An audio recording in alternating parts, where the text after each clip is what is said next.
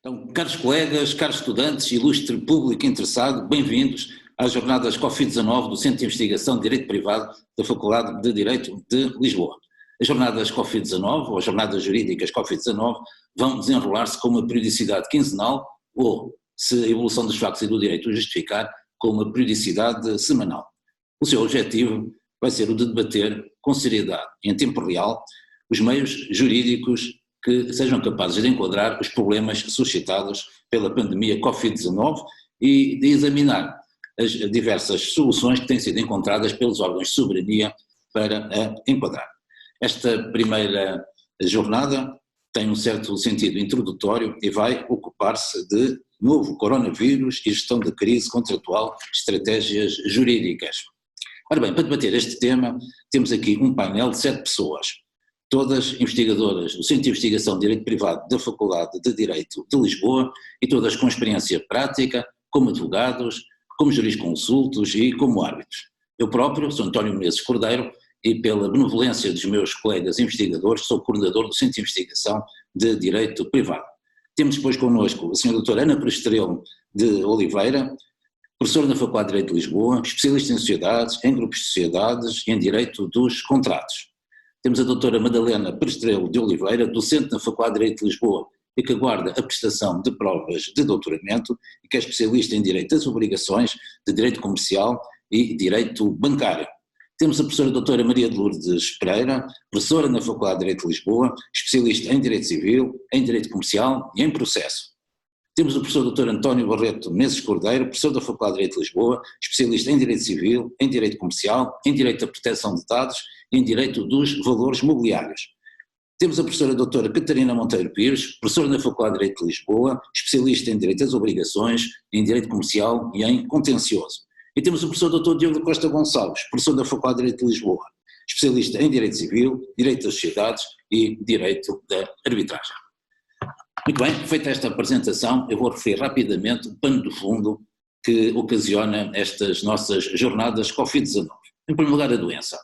Nós estamos perante um coronavírus, portanto, perante uma virose que provoca pneumonias.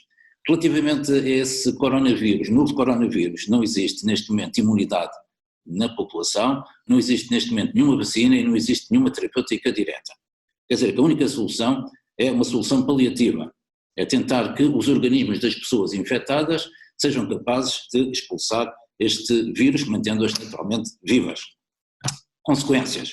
Ora bem, em consequências, em traços largos são as seguintes. Neste momento, a taxa de morbilidade. A taxa de morbilidade é a relação que se estabelece entre a população e o número de infectados.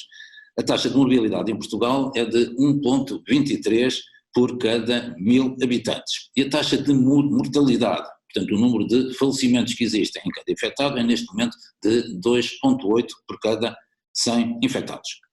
Quanto aos números, meus amigos, nós tivemos um primeiro doente em Portugal identificado no dia 2 de março de 2020. Lembra-se que era um médico de 60 anos, não é, que tinha vindo de Itália. Ora bem, no dia 11 de março, não é, a Organização Mundial de Saúde declarou um estado de pandemia mundial.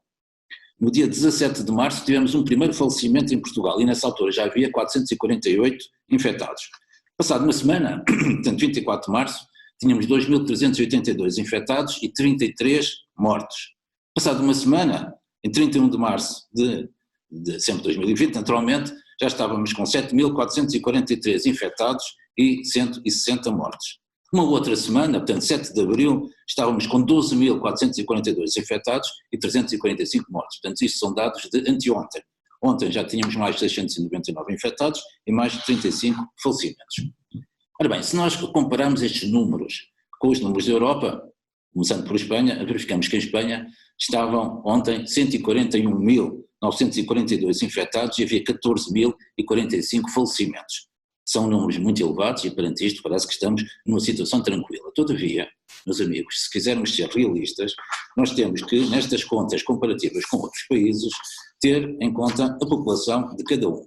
E vamos fazer esse exercício. Ora bem, se tomarmos como base a situação portuguesa, e portanto a Portugal vamos atribuir um índice de 100, e depois vamos ponderar as populações dos outros países. Portanto, Portugal, o índice de 100, o que significa 1,23 infectados por cada 1000 habitantes. Então Espanha terá 250, portanto uma situação 2,5 vezes pior do que a nossa. Itália 200, portanto uma situação 2 vezes pior do que a nossa. França 140, Holanda 100, quer dizer que a Holanda está mais ou menos ao nosso nível. Depois Alemanha 90, está melhor. E o Reino Unido estava em 69, embora enfim, os números no Reino Unido estejam a progredir muito rapidamente. Agora, saindo da Europa, fazendo a comparação com países extra-europeus, temos Estados Unidos da América do Norte 100, portanto neste momento estavam com um índice de morbilidade idêntico ao nosso. Agora repara bem, Coreia 16, Brasil 5 e China 5. Ou seja, a situação da China, onde tudo começou, é 20 vezes melhor do que aquela que se verifica no nosso país. Ora bem, isto significa que a situação não é desesperada, mas a situação também não me parece nada brilhante. Os números são meus e a responsabilidade destas afirmações é minha, e por isso parece-me que algumas intervenções de figuras públicas bastante otimistas, enfim, não têm em conta esta realidade que eu referi. Oxalá eu esteja enganado. Quais são as consequências, meus amigos, desta situação? Ora bem, perante uma doença para a qual não há vacina, para a qual não há imunidade, a única solução é realmente a solução que já tinha sido encontrada na Antiguidade e na Idade Média, que é a confinação. Os infectados são fechados num sítio onde não possam contagiar mais ninguém e evitam-se contactos entre as pessoas para que se não possam contagiar entre si. Velha solução medieval. Consequências práticas já, supressão de atividades básicas, supressão do turismo, supressão do transporte aéreo, supressão da restauração, supressão do pequeno comércio. Depois, quebras noutros ramos de atividades. Setor automóvel, uma quebra de 60% nas vendas. Eu devo dizer que esta cifra parece-me bastante favorável, não estou a ver ninguém comprar automóveis neste momento, mas enfim, são os números que eu disponho, são os do Expresso, Último Expresso. Quanto à reparação, quebra de 80%, autoestradas, 70%, ginásios e cabeleireiros, 95%, também parece um número exagerado, não estou a ver ninguém nos cabeleireiros, mas enfim. Tribunais, 90%, parece que aqui a situação não será assim tão má neste momento. Médicos não ligados ao Covid-19, 80%, obras públicas e construção civil, 60%, combustíveis, 70%, têxtil, 80%, edição, 70%, artes, 95%. Economia paralela não paga impostos, mas contribui para a riqueza nacional, 95%. Eu suponho que os 5% que sobrevivem são os tais que andam a traficar máscaras e álcool e outras coisas assim. Ora bem, então o que é que funciona neste momento? Mais ou menos, funcionam as comunicações, funcionam as farmácias, funciona alguma alimentação, funcionam alguns jornais e funcionam então muito mais os serviços hospitalares, mas ligados ao Covid-19. Ora bem, os números disponíveis neste momento indicam que 1/3 das empresas portuguesas, estamos a falar de 400 mil empresas, está pura e simplesmente parada. Isto implica, para essas empresas, uma quebra no volume de negócios de 2/3. 2/3 estamos a falar de 256 bis, um bi é 1 bilhão de euros. Portanto, 250 bis são 250 mil milhões de euros. E temos uma quebra no valor acrescentado de 48 bis, portanto 48 mil milhões de euros. Estimativas favoráveis apontam neste momento para uma quebra no final do ano no PIB de 7,5%. 7,5% quebra do PIB, a maior quebra do PIB, enfim, nos tempos recentes, foi verificada em 1975, em que o PIB caiu 5,2%, e caiu 5,2% em 1975, como se lembra, havia uma situação de grande perturbação social e política no país, e por isso a economia praticamente também parou. A despesa corrente do Estado aumenta 10%, e a dívida pública, parece-me também não favorável, e a dívida pública vai dar um pulo para 136% do PIB, também parece um número bastante favorável. Meus amigos, em termos sociais, nós neste momento temos 2 milhões de trabalhadores com o posto de trabalho em perigo, isto representa 47% da população ativa. Temos meio milhão de trabalhadores em layoff, temos meio milhão de desempregados, o número ainda não chegou lá, mas aproxima-se rapidamente. E depois temos uma outra situação que por vezes não aparece nas estatísticas, que é o puro e simples desaparecimento de muitas pequenas empresas. Portanto, estou a pensar em pequenos comércios, pequenos cafés, que funcionam com marido e mulher e um ou outro familiar, e que por cima desapareceu tudo, portanto não aparece nos números dos desempregados, mas é uma percentagem significativa da população. Quanto ao ensino, bem, o ensino universitário, como nós sabemos, em especial na Faculdade de Direito de Lisboa, está a funcionar, e até está a funcionar bastante bem, nós conseguimos manter o ensino à distância, mas em compensação, o pré-escolar, o básico e o secundário estão praticamente parados. Então o que é que está a funcionar? Bem, aparentemente não está a funcionar nada, a não ser a função pública, que essa, apesar de mal paga, continua a receber, embora haja muitos funcionários públicos que estejam em casa neste momento sem fazer nada, não porque não queiram, mas é porque não podem, não têm contacto com o público e não podem ir às respectivas repartições. Ora bem, o que é que se pode dizer? Ou isto acaba depressa, e o depressa tem que ser agora no final de abril, ou então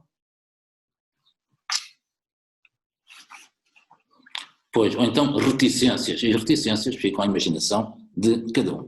Meus amigos, o que é que o direito faz nestas circunstâncias? Bom, os contratos é o tema básico, de que hoje vamos aqui falar um pouco. Os contratos são praticamente todos atingidos, uns diretamente e outros indiretamente. Nós temos diplomas de exceção, têm vindo a ser promulgados ou publicados entretanto. Temos mais de 70 diplomas de exceção. Uns são muito circunscritos, por exemplo, o despacho que declarou situação de calamidade pública no município de Ovar, outros são mais extensos, como por exemplo os diplomas relativos à defesa do crédito e à banca. E depois temos institutos de ordem geral que podem ser utilizados numa situação desta natureza. Estou a pensar, por exemplo, nas impossibilidades supervenientes ou nas alterações de circunstâncias.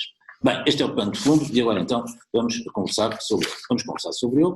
E a primeira intervenção vai ser da senhora professora, doutora Ana Prestrelo de Oliveira, que nos vai aqui falar de força maior e impedimentos temporários do devedor. Senhora professora, tenha a bondade.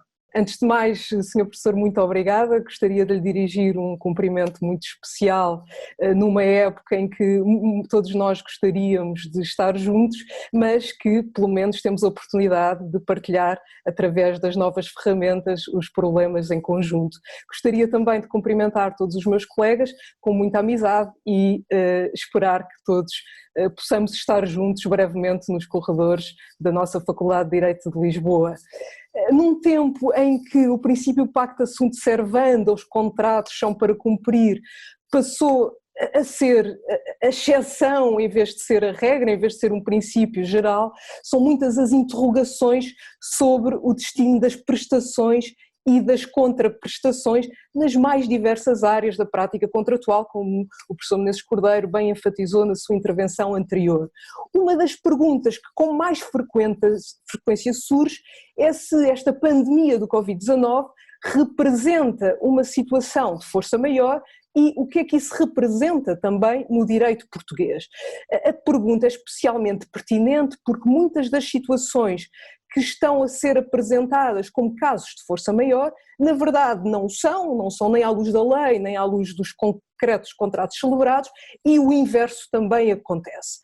Em geral, podemos dizer que um caso de força maior é um evento que escapa ao controle do devedor, que impede a execução do contrato, que não poderia ter sido razoavelmente previsto a quando da sua conclusão e cujos efeitos não podem ser evitados através de medidas adequadas a tanto. Ou seja, sem prejuízo da modulação contratual que pode ter lugar, e veremos que isso é possível, a verdade é que um caso de força maior, em sentido puro, significa uma técnica impossibilidade de prestar, ou seja, aquelas situações, que também voltaremos a falar hoje, em que ainda é possível a prestação, ainda que com um esforço desmesurado ou com custos desproporcionais para o devedor, por confronto até com o interesse do credor, ainda temos aí um caso em que a prestação é possível e não há força maior. A meu ver, o melhor exemplo continua a ser o célebre caso decidido pela jurisprudência inglesa do encerramento do canal de Suez, que impediu muitas prestações através de exportações pelos canais normais, mas que continuavam a poder ser feitos através do Cabo da Boa Esperança, envolvendo uma viagem de, em vez de 4.000 milhas, 11.000 milhas.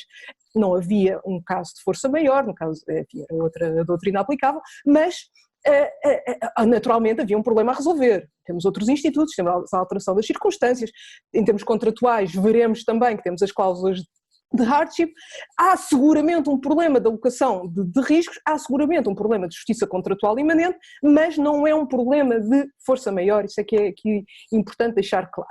Isto dito, a força maior não existe como instituto jurídico à sé no ordenamento jurídico português. O Código Civil trata da força maior, mas só em 2 ou 3 regras, 3 salvo erro, e nunca a propósito da matéria das perturbações da prestação, porque o que o Código faz é lidar diretamente com o conceito de impossibilidade.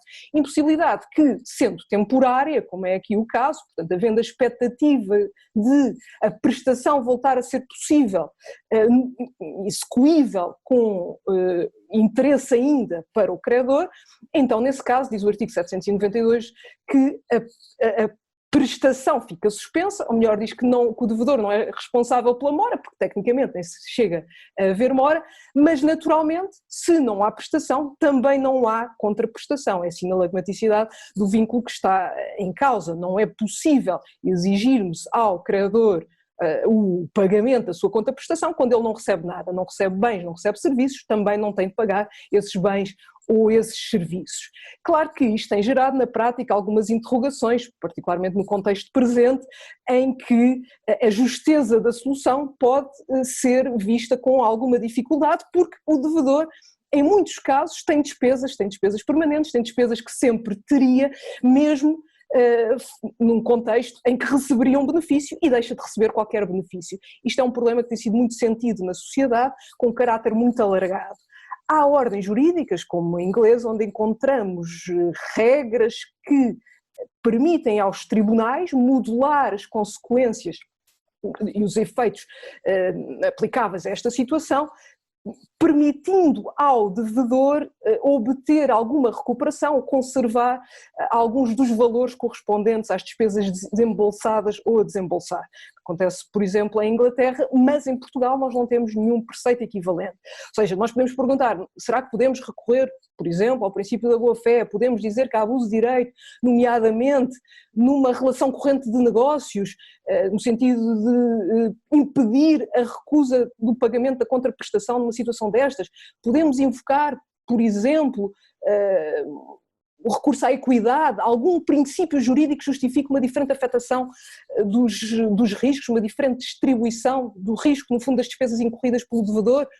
A meu ver, à luz da lei, dos princípios jurídicos gerais, não há nenhum título de imputação das despesas deste risco a outra esfera jurídica. O que pode acontecer, mas é um aspecto que tem de ser verificado caso a caso, é do próprio contrato resultar uma solução diferente. O contrato tem de ser interpretado nos termos gerais, tem de ser integrado também nos termos gerais, no Código Civil, e nesse esforço interpretativo não podemos esquecer o papel do princípio da boa-fé, que em alguma medida e em alguns casos excepcionais, por confronto com a solução geral do ordenamento jurídico, podem ditar uma solução diferente. Todavia, as mais das vezes, o que nós temos é pura e simplesmente o recair na esfera jurídica do próprio devedor o risco no fundo, da inutilização destas despesas em caso de impossibilidade da prestação. O mesmo se passa, aliás, no caso de resolução. Havendo resolução do contrato, produz o efeito liberatório ex nunc e produz um efeito restitutório, portanto ex tunc, mas as despesas incorridas não podem ser imputadas a outra esfera jurídica.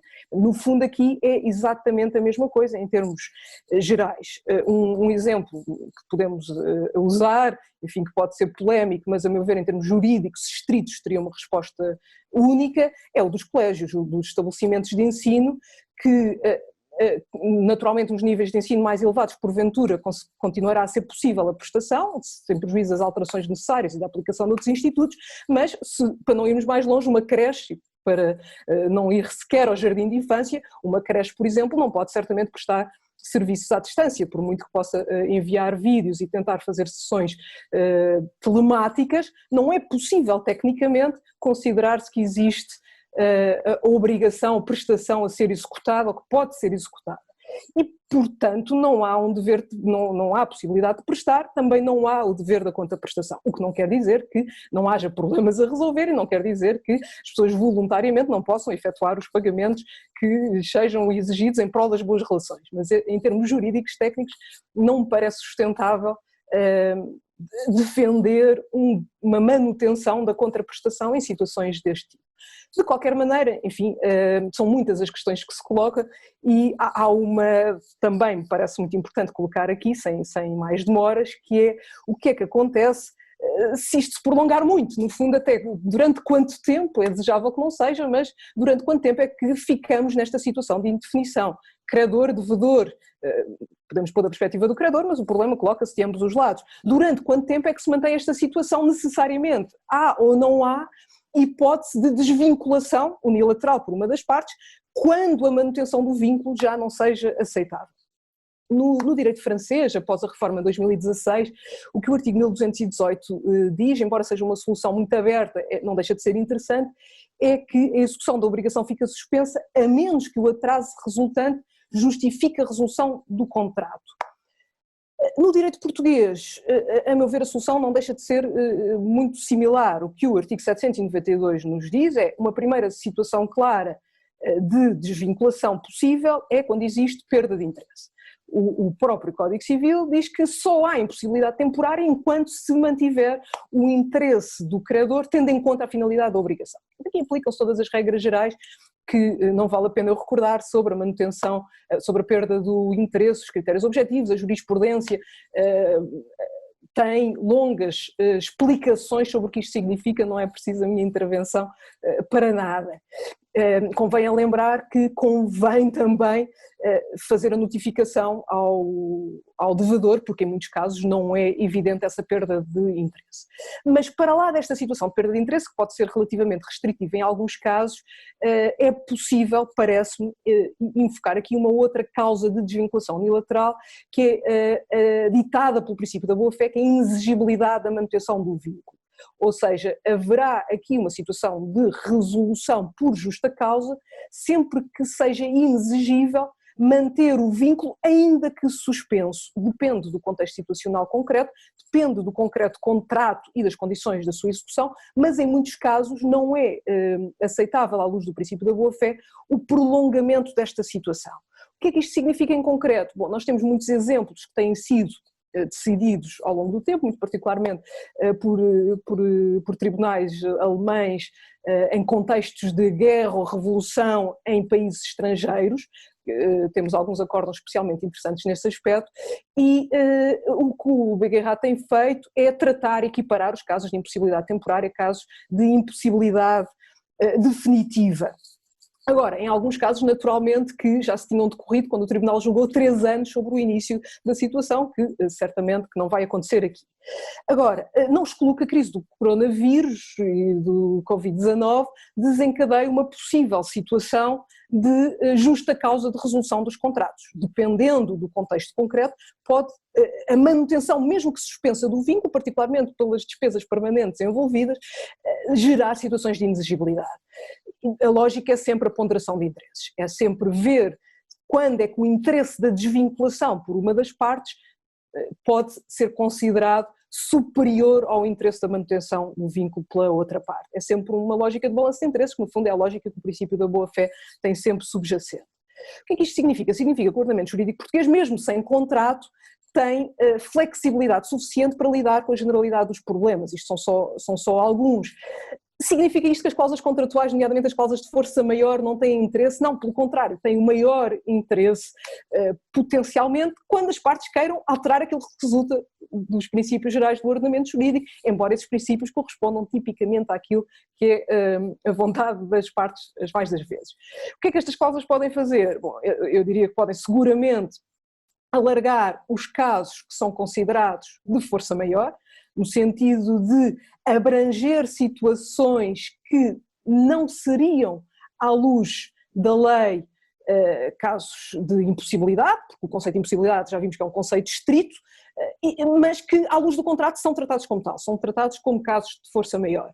Um dos exemplos que tem sido discutido, haver uma discussão um pouco falsa no contexto legal, mas à luz dos contratos é muito importante, é o da interrupção das cadeias de fornecimento. Quando as cadeias de fornecimento são interrompidas, pode efetivamente existir um caso de força maior à luz do contrato, ainda que não seja à luz da lei. As mais das vezes existirá uma solução alternativa de fornecimento, ainda que com custos absurdos. Mas à luz do contrato pode ser um caso de força maior e não uma situação de alteração das circunstâncias, depende. Por outro lado, é a autonomia privada a funcionar sem nenhuma especificidade. Por outro lado, dizia, também julgo que é possível restringir os casos que as partes consideram, querem ver aplicado, no fundo, o regime da força maior.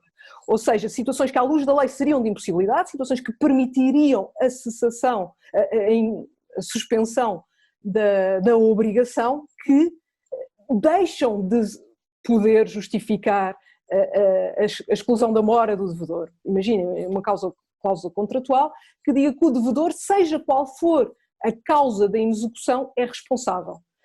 Isto, obviamente temos o problema da interpretação, ter a certeza que aquilo que a cláusula diz é mesmo isso, mas ultrapassar esse obstáculo, resolvido que sim, que é isso que a cláusula diz, a cláusula é válida ou não é válida? A meu ver, é claramente válida por duas razões. Primeiro, porque está tratado um problema de repartição de risco, que é um problema contratual típico. As partes querem repartir o risco de uma determinada maneira, podem fazê-lo, se querem fazer recair totalmente o risco da impossibilidade sobre o devedor, naturalmente isso também se reflete sempre no preço, em termos negociais assim será, podem fazê-lo. Pode-se restringir os casos que são considerados de força maior, porque, recuperando o que estava a referir, está em causa fazer recair o risco de impossibilidade sobre o devedor, está em causa um problema de repartição do risco, por um lado, e por outro lado está em causa a delimitação da obrigação exigível. Ou seja, se as partes querem que a obrigação se aplique mesmo naquelas circunstâncias, que à luz da lei ficaria suspensa, está ao seu alcance fazê-lo, é perfeitamente legítimo que assim aconteça. Agora, o problema maior que fica sempre, é feitas estas ressalvas todas, é como é que eu sei se existe ou não, em concreto, um caso de força maior. Bom, os contratos variam muito nas técnicas utilizadas, sabemos isso, aparecem contratos com cláusulas gerais, aparecem contratos com referências muito específicas a determinados eventos de força maior, mas genericamente, feita a ressalva de que é preciso ver contrato a contrato, o que se faz é recorrer a conceitos de escopo, a conceitos funcionais, ou seja, conceitos que não são propriamente ontológicos ou pré-jurídicos, são conceitos que não são adequados a um juízo de subsunção. Normalmente é necessário um juízo valorativo, é preciso recorrer ao princípio jurídico que lhe está subjacente para saber se existe ou não um caso de força maior. Ou seja, tipicamente, sem prejuízo da interpretação necessária da vontade das partes, não é apenas aquela situação concreta que está elencada, mas há uma lógica de igualdade aplicável. Mais uma vez, temos os artigos 236 e seguintes do Código Civil a funcionar, sendo certo que esses artigos, em caso de necessidade e sempre informando o processo interpretativo, implicam recorrer ao princípio da boa-fé, o que, por sua vez, implica também incorporar na interpretação do contrato uma ideia de proporcionalidade e de razoabilidade, o que ajuda a justiça contratual em concreto. Obviamente que se estivermos a falar de cláusulas, ainda a propósito do conceito de força maior, se estivermos a falar de cláusulas que foram introduzidas num contrato celebrado, num contexto em que já estávamos perante um cenário em que era antevisível a pandemia do Covid-19, as partes em rigor até podem querer aplicar as consequências típicas da força maior, ainda que tecnicamente não fosse um evento de força maior. É preciso que resulte do contrato que assim é e normalmente não será. No direito português não existem princípios ou regras específicas para a interpretação dos contratos e das cláusulas de força maior. Ao contrário de outros ordenamentos jurídicos, onde no passado chegou a apontar-se regras específicas, princípios específicos, como no direito inglês, regras pré-definidas, no direito português temos as regras gerais e por isso eu não consigo dar uma resposta específica a qualquer dos problemas que aqui coloco. Todas as questões de saber, por exemplo, o que é que acontece se o contrato, tem-se colocado, se o contrato só previr a força maior como causa de exoneração do devedor e não previr os impedimentos temporários, o que é que se aplica? Bom, eu posso dizer, em princípio, vou suspender a obrigação, mas eu tenho de olhar para o concreto contrato, não posso fazer uma afirmação geral nesse sentido, mesmo se diga quanto aos problemas de causalidade, como é que eu demonstro que existe causalidade, o que é que eu tenho de demonstrar para isso, uma causalidade meramente indireta entre o evento e as consequências é suficiente, vou ter de olhar para o contrato para dar uma resposta. Ou seja, onde é que eu queria chegar em termos globais?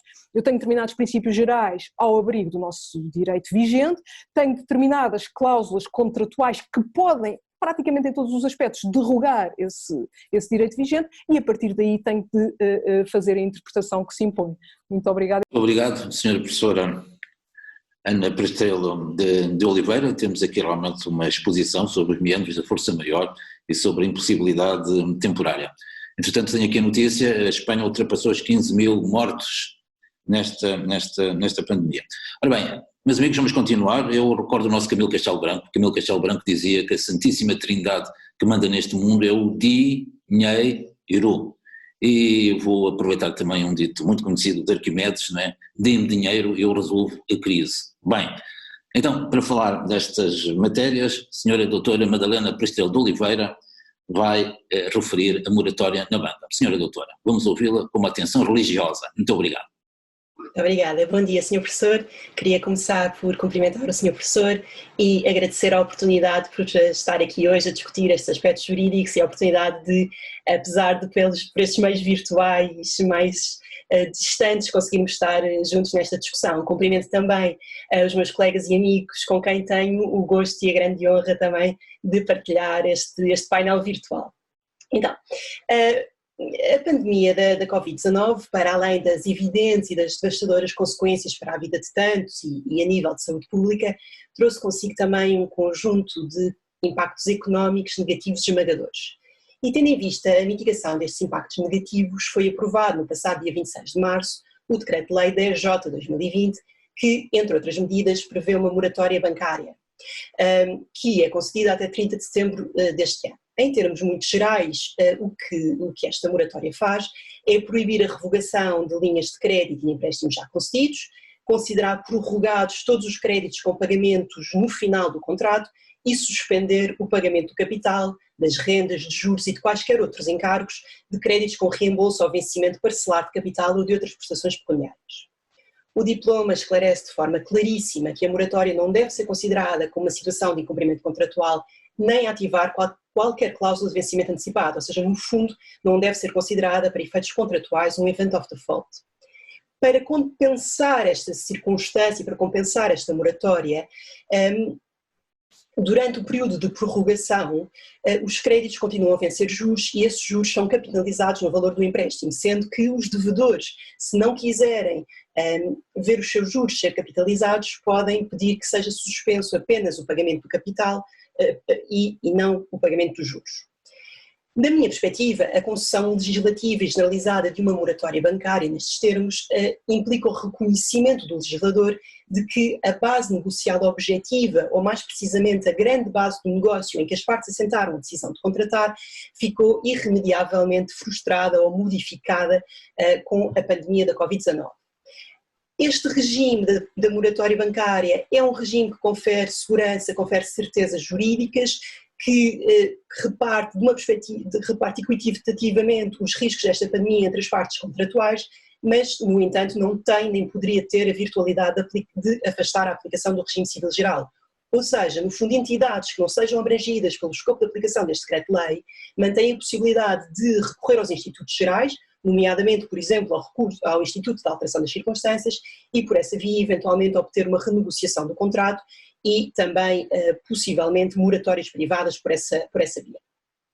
Mas relativamente ao regime da moratória bancária, ao regime legal, quem é que pode lançar mão deste regime? O artigo 2º define de forma muito clara quem são as entidades beneficiárias deste regime, o número 1 estabelecendo os critérios de qualificação das pessoas coletivas para acesso à moratória e o número 2 das pessoas singulares, empresários em nome individual, instituições de solidariedade social e outras entidades que tal. A ideia é sempre que das pessoas coletivas têm de ter sede ou exercer a sua atividade económica em Portugal e das pessoas singulares a proteção dirige-se especificamente ao crédito para habitação própria e permanente de pessoas que residam em Portugal e que tenham ficado numa situação de particular vulnerabilidade económica na sequência da crise Covid-19. Os critérios precisos para a qualificação como entidade beneficiária, como dizia, encontram-se no artigo 2º. Este é um regime que, da minha perspectiva, é um regime bastante equilibrado. Pressupõe que os beneficiários não estejam previamente numa situação de incumprimento perante os seus bancos, perante o fisco ou perante a segurança social, o que é uma exigência natural, porque no fundo visa evitar comportamentos oportunistas de devedores inadimplentes num período prévio à Covid-19 e que poderiam vir, neste momento, aproveitar-se desta legislação especial para mitigar as consequências do incumprimento prévio. Ao contrário daquilo que acontece, por exemplo, em Itália, o legislador tomou uma opção muito clara no sentido de proteger todas as empresas, independentemente da sua dimensão. Portanto, não limita o acesso à moratória bancária apenas às micro, pequenas e médias empresas, como acontece em Itália. Quanto às operações abrangidas, o decreto-lei aplica-se, com algumas exceções, às operações de crédito que sejam concedidas por instituições de crédito, sociedades financeiras de crédito, sociedades de investimento, sociedades de locação financeira, de factoring, de garantia mútua, bem como as sucursais de instituições de crédito e financeiras a operar em Portugal. A expressão da lei, no artigo 3º, é bastante ampla, refere-se a operações de crédito. E por isso parece-me que, para além de o regime se aplicar naturalmente às operações de crédito no sentido mais clássico do termo, se deve aplicar também, por exemplo, à emissão de obrigações ou de papel comercial em que os subscritores sejam entidades elencadas neste artigo 3º. Nestes casos, o que acontece é que a emissão obrigacionista constitui um mero expediente técnico, um mero expediente societário para conceder financiamento à sociedade emitente. O banco financiador, na verdade, não pretende assumir tanto o papel de credor obrigacionista com os poderes que lhe são inerentes, mas assumir-se como um normal financiador bancário. Claro que se essa emissão obrigacionista for também subscrita por entidades que não são estas referidas no artigo 3º do diploma, parece-me que estas obrigações já não podem beneficiar do regime da moratória. Porque a verdade é que se o regime se aplicasse, acabaríamos por ficar com o regime dual, ou seja, as obrigações subscritas por entidades qualificadas que estão elencadas no artigo 3º poderiam beneficiar da moratória e as restantes obrigações não poderiam. O que seria uma solução estruturalmente avessa à qualificação das obrigações como valores imobiliários, que representam necessariamente situações jurídicas homogéneas, ou seja, o que implica que tenhamos de ter que o direito de crédito representado pelas obrigações seja fungível. Portanto, seria inadmissível a aplicação de um regime diferente quanto ao prazo de pagamento em função da entidade subscritora das obrigações. Já em operações de crédito sob a forma de locação financeira, por exemplo, a suspensão do pagamento das rendas devidas até 30 de setembro não importa, parece-me a mim, a prorrogação do contrato de leasing. Simplesmente o que acontece é que o locatário mantém o pagamento das rendas mesmo após a cessação do contrato. Ficam claramente de fora do escopo de aplicação do decreto-lei outras operações de crédito, como por exemplo o renting, que não sejam concedidas por entidades elencadas no artigo 3º. É uma opção que é, da minha perspectiva, essencialmente política. Considerou-se que as entidades elencadas no artigo 3º, pela sua função de financiamento da economia, têm um especial dever de participar no esforço de mitigação das consequências da Covid-19. Quanto às restantes entidades, não quer dizer que não devam participar também nesse esforço de mitigação das consequências económicas, mas essa repartição dos riscos deve ser avaliada casuisticamente de acordo com o regime civil geral. Pergunta-se ainda, olhando para o diploma, se estão abrangidos por este regime as operações de crédito que são concedidas por instituições de crédito com sede noutro Estado-membro, mas que se encontram a prestar serviços em território português em regime de livre prestação de serviços.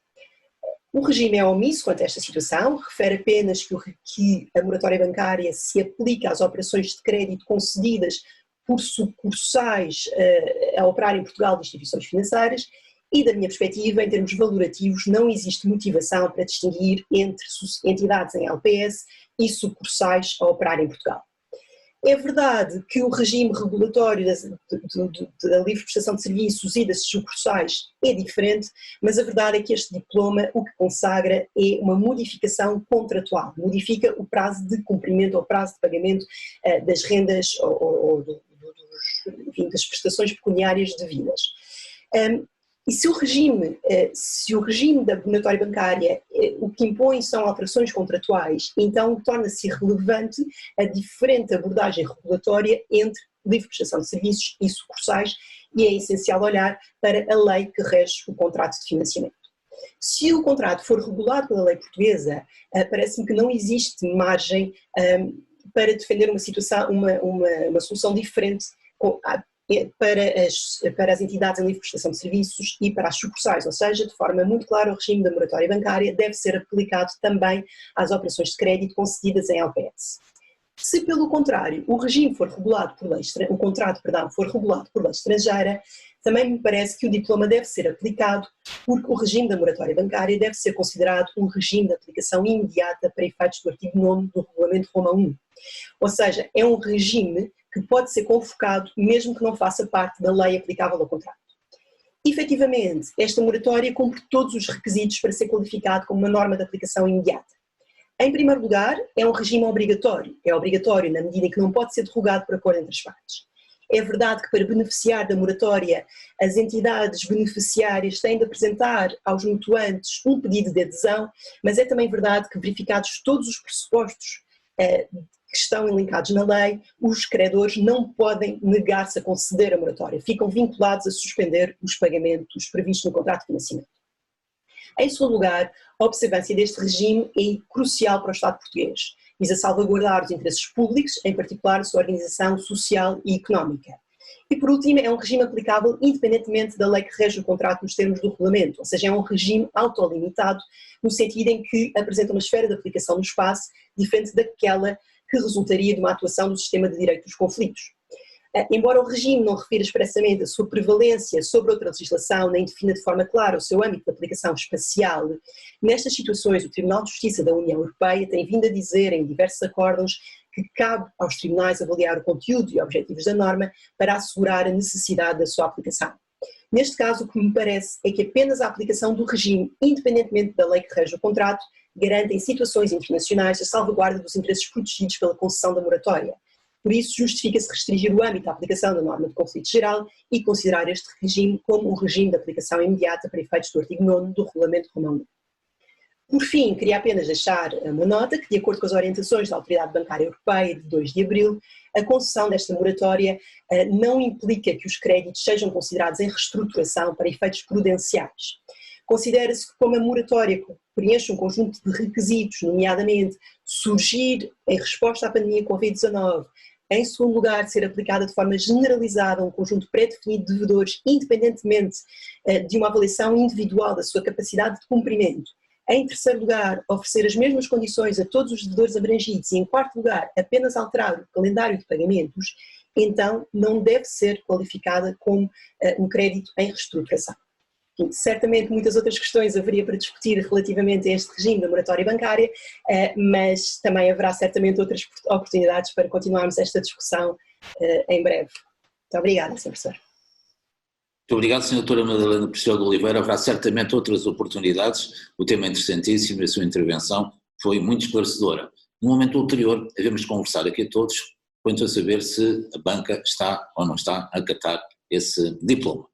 Muito bem, meus amigos, sabem que a obrigação é um vínculo complexo, não é? Para uma obrigação ser cumprida, tem que haver uma atividade do devedor, mas também tem que haver uma atividade do credor. Agora, imaginem que na sequência deste Covid-19, o credor não está em condições de propiciar o cumprimento da obrigação. O que é que se poderá fazer? Bem, eu não sei, mas a senhora professora doutora Maria de Lourdes Pereira saberá e vai pôr aqui em comum os seus conhecimentos. Senhora professora, tenha a bondade. Muito obrigada. Eu pergunto se me estão todos a ouvir. Muito bem. Muito obrigada, Sr. Professor. Aproveito para cumprimentar o Sr. Professor e para cumprimentar todos os meus colegas e desejar, como já fizeram a doutora Madalena Pestelo de Oliveira e a doutora Ana Pestelo de Oliveira, desejar que em breve estejamos em condições de nos encontrar não apenas neste espaço virtual. Ora bem, de facto, eu vou falar, embora não apenas sobre o tema do impedimento do credor, e vou começar a minha intervenção por uma referência a uma história pessoal. Todos temos certamente muitas histórias ligadas à epidemia da Covid-19, e a minha permite ilustrar, a meu ver, um dos problemas que eu pretendo aqui retratar. Na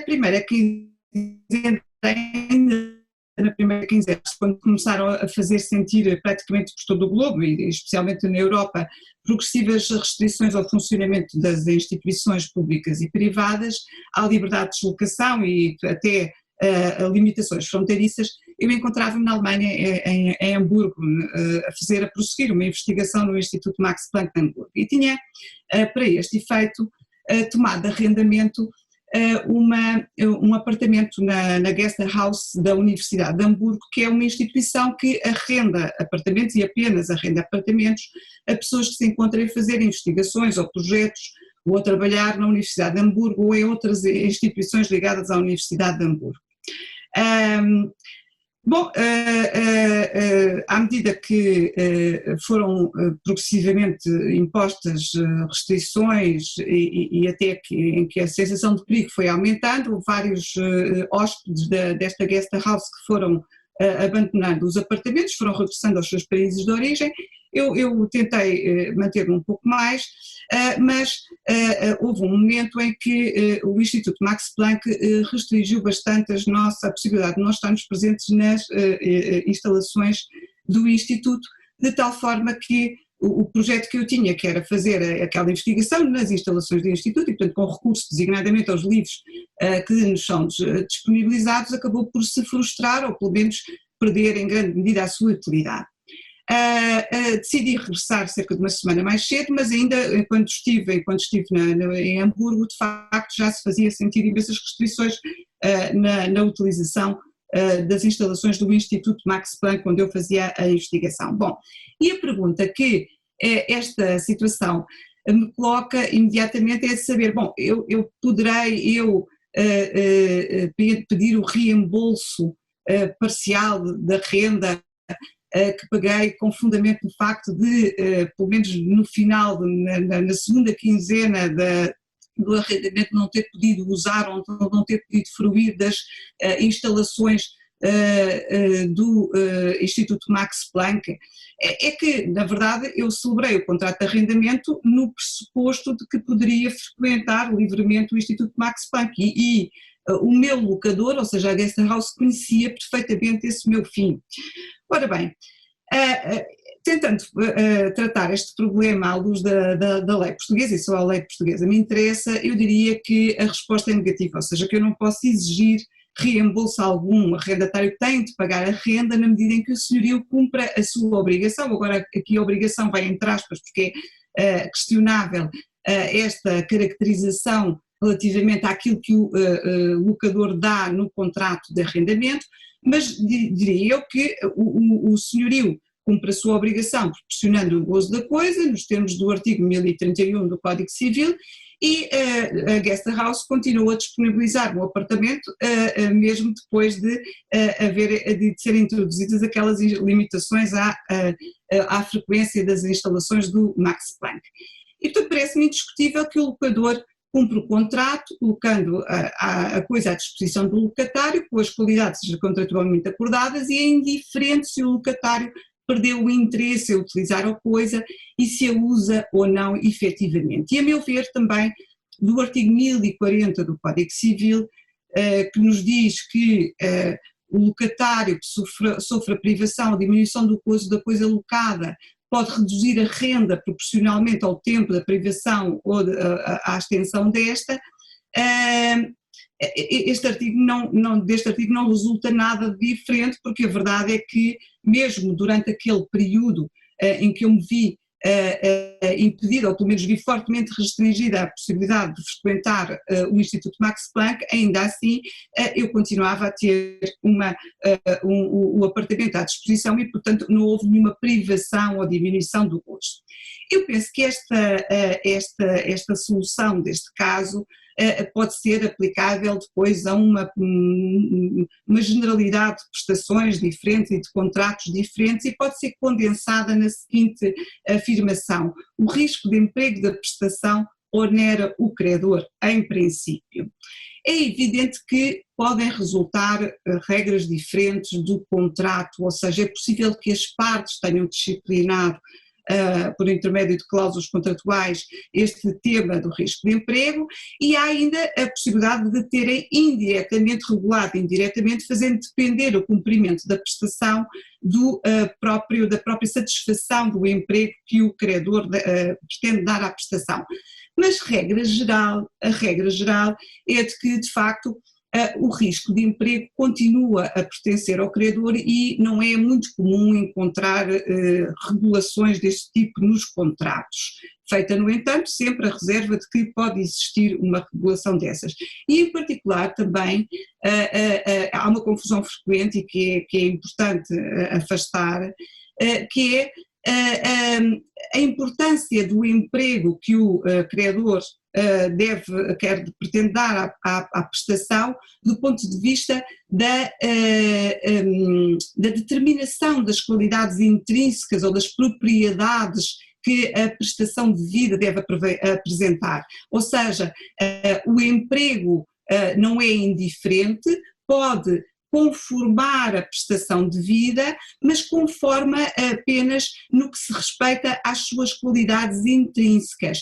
E isto significa que se o emprego da prestação se vir frustrado por razões extrínsecas à prestação, por razões ambientais, essa frustração do emprego não se converte numa impossibilidade da prestação.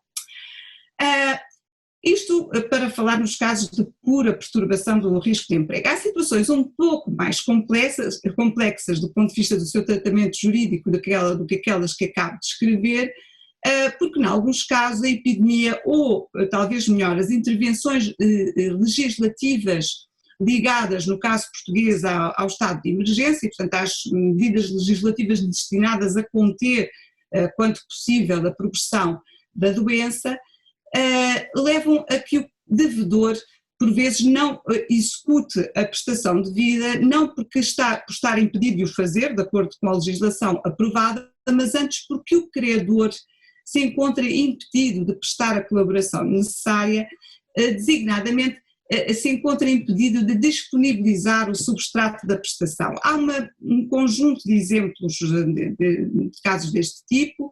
Pense-se nos casos do transporte das crianças para as escolas, contratados ou empresas especializadas, as crianças não são entregues ao transportador e acabam por não ser transportadas por essa razão. Pelo menos numa fase inicial as transportadoras podiam continuar a operar, o que acontece é que não tinham crianças para entregar nas escolas. Penso também nas empresas que fornecem refeições a outros ou que fornecem serviços de limpeza e que de um momento para o outro, porque os empregadores são todos colocados em teletrabalho, deixam de poder prestar os seus serviços porque as instalações se encontram fechadas e não há ninguém designadamente que receba as refeições ou ninguém que abra a porta para que seja efetuado o serviço. E o problema que surge nestas situações é um problema semelhante ao que eu coloquei inicialmente, que é o de saber se os pais contrataram o serviço de transporte, a empresa que se recebia as refeições onde era feita a limpeza, poderão recusar-se a pagar o preço dos serviços ou eventualmente até pedir o reembolso de quantias já pagas com fundamento nas restrições que a lei impôs às atividades dos estabelecimentos de ensino e às empresas. Ora bem, no plano substancial eu penso que há uma semelhança clara, uma notável proximidade entre os casos anteriores de pura perturbação de fim de emprego e estes casos em que o credor não está em condições de aceitar a prestação ou de disponibilizar o substrato da prestação.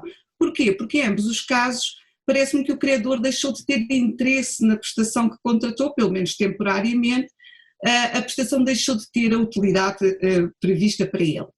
Esta semelhança substancial entre as situações, no entanto, não pode esconder uma diferença no plano estrutural, porque neste caso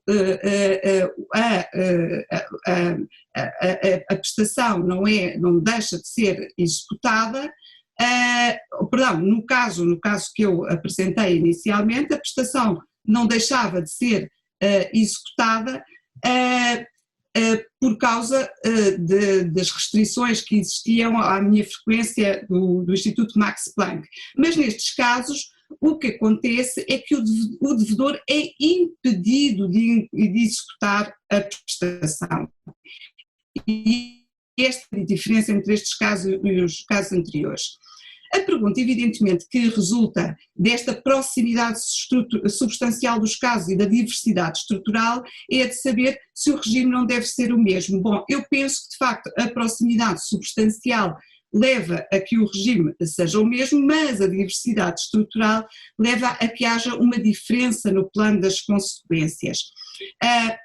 Na meu ver, nestes casos em que o credor se encontra impedido por força das regras ligadas ao estado de emergência de prestar a sua colaboração, eu diria que ele tem que fazer, tem que pagar o preço, tem que executar a contraprestação. No entanto, porque o devedor foi impedido de cumprir por força dessa falta de cooperação, devem ser descontados da contraprestação os custos que ele economizou e ainda descontados os ganhos que ele teve, o que é, enfim, pouco provável na situação presente, os ganhos que eventualmente ele teve em consequência de não realizar a prestação. Estas deduções correspondem à aplicação de regimes gerais, encontram-se consagradas em disposições como o artigo 795, número 2 do Código Civil, ou o artigo 815, número 2, e parecem-me adequadas ao caso. Bom, como é que se fundamenta esta segunda solução no direito vigente? Eu devo dizer que o tempo que disponho evidentemente não me permite explicar este enquadramento e esta legitimação da solução que apresentei no direito vigente. Devo apenas dizer que estes casos são casos de enquadramento duvidoso. Há quem entenda que estamos perante uma impossibilidade da prestação, há quem entenda que estamos mais numa situação, ou que estamos próximos, ou pelo menos, ou que estamos mesmo numa situação de demora do credor, e há quem entenda que nem uma coisa nem outra. Enfim, a localização ou o enquadramento destes casos no nosso direito é duvidoso. A meu ver, em qualquer caso, à partida, os casos que eu agora designaria de risco de substrato devem ter um tratamento idêntico aos casos de risco de emprego, com as diferenças que sublinhei a propósito dos descontos que devem ser feitos na contraprestação. Ora bem, posto isto, há aqui uma questão difícil a resolver, e a pergunta é esta: estes regimes que fui expondo adequam-se bem a situações normais? Se as crianças, por exemplo, não forem transportadas porque não estão doentes, ou porque estão doentes, perdão, se as refeições não puderem ser entregues na empresa porque os trabalhadores encarregados de as receber estão em greve, por exemplo, a contraprestação deve ser paga ao devedor. Isto é um resultado quase intuitivo. Agora, numa situação em que estamos perante uma pandemia, uma situação absolutamente excepcional e que atinge a generalidade da população, será que faz sentido que se continuem a aplicar os regimes gerais do Código Civil? Bom, é um tema evidentemente complexo, só posso fazer aqui uma reflexão sumaríssima, mas há um ponto fundamental, a meu ver, que merece atenção. É que as intervenções do legislador no contexto do estado de emergência são cegas do ponto de vista da estrutura da obrigação. Já há pouco vimos na exposição da professora Ana Pestelo de Oliveira que por vezes essas intervenções impedem o devedor de cumprir, e noutros casos, ou aqueles de que me ocupei, impedem o credor de cooperar. E isto leva a que, se nós aplicarmos os regimes gerais do Código Civil, haja uma distribuição arbitrária do risco. Por vezes essas medidas implicam que todo o risco recaia sobre o devedor, por vezes essas mesmas medidas implicam que, aplicado o regime geral, o risco recaia todo sobre o credor. E, portanto, eu penso que temos aqui uma área em que é necessário redistribuir o risco destas medidas, que são medidas gerais e que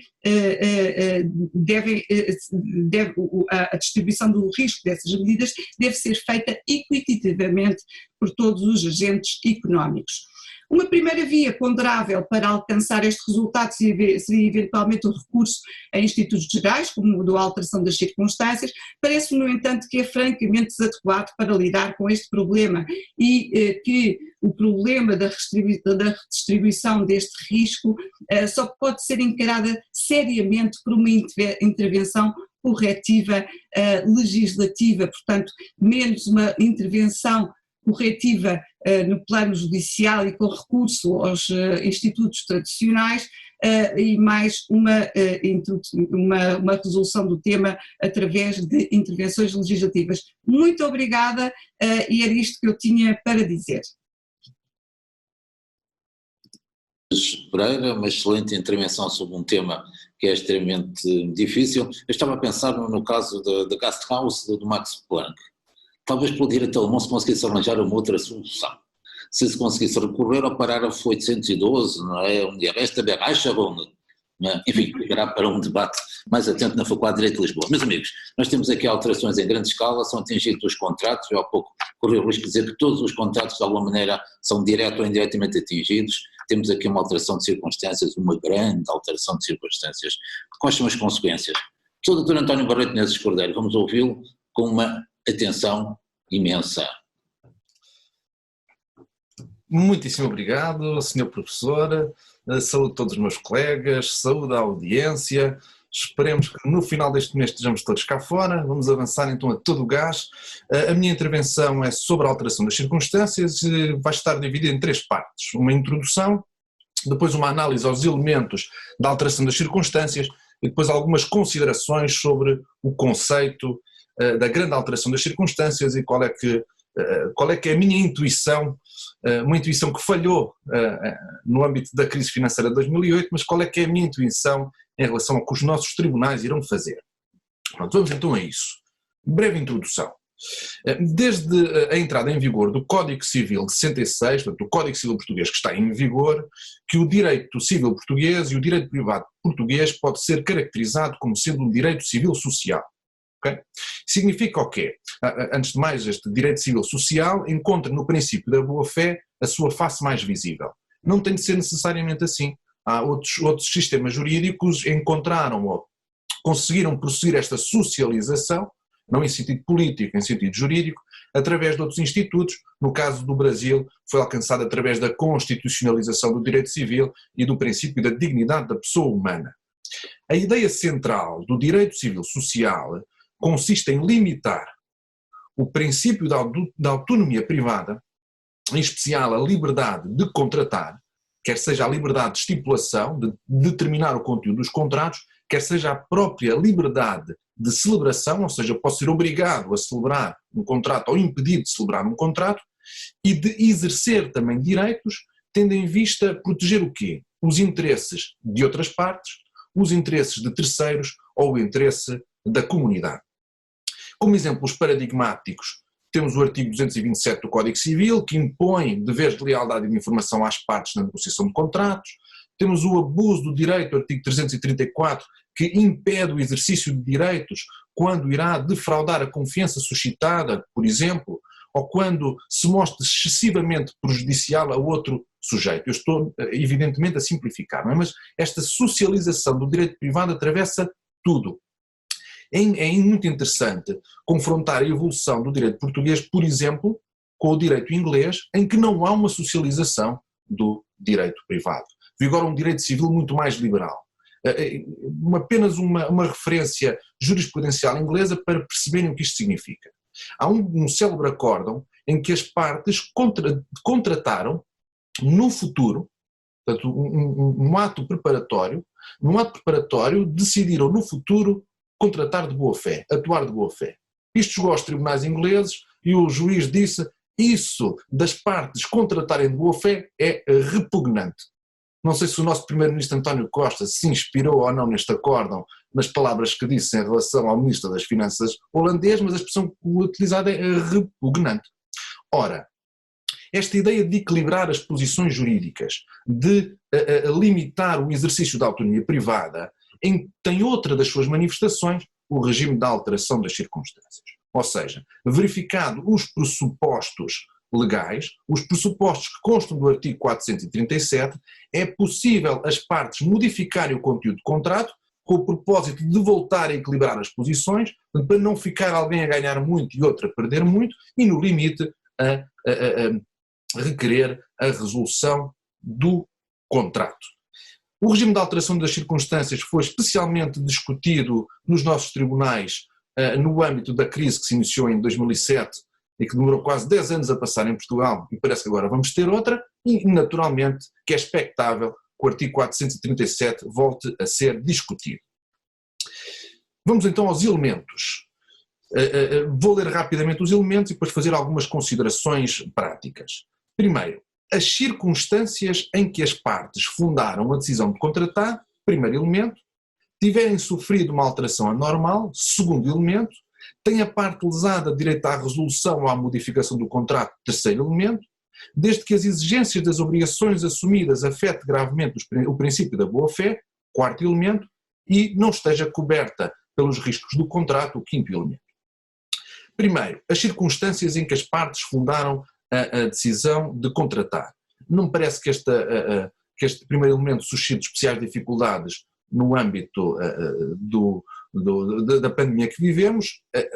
Normalmente o que se costuma dizer é o que interessa é o contexto objetivo, são as circunstâncias objetivas e não subjetivas. Bem, aqui é evidente que o contexto ou que as circunstâncias são objetivas. É sempre necessário fazer uma análise casuística. Nós vamos partir do seguinte exemplo.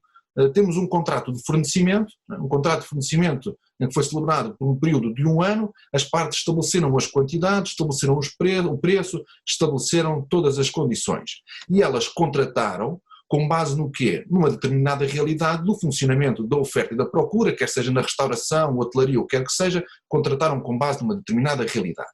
Essa é a circunstância objetiva. Agora, segundo elemento, esta circunstância objetiva sofreu uma alteração anormal. Aqui o critério da anormalidade é preenchido através da expressão imprevisibilidade. É anormal aquilo que é imprevisível. Exemplo, se este mesmo contrato de fornecimento tiver sido celebrado em 2018, vamos imaginar, as condições e as quantidades fornecidas são as mesmas. E o contrato reporta-se a um estabelecimento comercial no Algarve. O contrato é celebrado na primavera, funciona tudo perfeitamente, chega ao inverno e uma das partes vai dizer: ai meu Deus, no inverno não há turistas no Algarve, isto é totalmente imprevisível, não estava à espera e por isso se peça a modificação do contrato. Esse logo que não pode ser. Portanto, tem de ser uma alteração anormal, uma alteração imprevisível. Na crise financeira, discutiu-se se era ou não era previsível a ocorrência da crise de 2007. A maior parte dos juristas considerou que era imprevisível, mas mesmo assim discutiu-se a sua previsibilidade com o argumento de que as crises são cíclicas. Dificilmente poderá ser invocado esse argumento agora, bem sei que as pandemias são cíclicas, correm na internet vários documentos dizendo que todas as décadas de 20 há sempre uma grande pandemia, mas não me parece que a imprevisibilidade seja aqui colocada em causa. Mas atenção, é necessário atender ao momento em que o contrato foi celebrado. Se o contrato foi celebrado em agosto, não há problema nenhum. Celebrado quando o vírus já está ativo na China, também me parece que não há problema. Quando começa a avançar em Itália, começam a surgir dúvidas. Quando a Organização Mundial de Saúde já vai dizer que é uma pandemia mundial, bem, quem é que pode começar agora a dizer que não sabia, não era previsível? É necessário verificar caso a caso o tipo de contrato e o momento em que ele foi celebrado. O terceiro elemento tem a parte lesada de direito à resolução ou à modificação do contrato. Eu não me vou focar nesse elemento, portanto, saltando esse elemento, o permite verificado ou preenchidos aqueles requisitos, o que é que as partes podem fazer. Vamos para o quarto elemento, desde que a exigência das obrigações assumidas afete o princípio da boa-fé. O princípio da boa-fé no direito português está presente de forma tão forte, que mesmo naqueles institutos, como o da alteração das circunstâncias ou da culpa em contraente, que em outros ordenamentos jurídicos, com o seu desenvolvimento, perderam as amarras com a boa-fé, no direito português mantém-se. Portanto, a boa-fé mantém-se como um elemento da alteração das circunstâncias, sempre presente, e permite afastar aquelas situações em que, do ponto de vista do equilíbrio, sempre de uma socialização do direito, não seriam justificáveis. Por exemplo, alterações menores, alterações sem relevância, alterações das circunstâncias que não têm qualquer impacto ao nível dos danos. Também não me parece que vai levantar qualquer problema, sempre salvaguardando a ideia de que é necessário analisar casuisticamente. Finalmente, o risco, e não esteja coberto pelos riscos do contrato. Este último elemento foi o elemento mais discutido pela jurisprudência da crise, no âmbito especialmente dos contratos de swap, e o que se discutia basicamente é: será que aqueles contratos de swap previam a situação em que as taxas de juros desciam em flecha para níveis zero ou próximo de zero, e depois discute-se sim ou não, e foi aí que os nossos tribunais superiores mais discutiram. Será que no caso da presente pandemia este elemento vai ter esta preponderância? A minha intuição é que não. E que não pelo seguinte. Primeiro, os litígios não vão envolver aparentemente estes contratos de financiamento. E se envolverem, como as taxas de juros já estão tão baixas, não me parece que possa ser que tenhamos uma repetição do mesmo argumentário.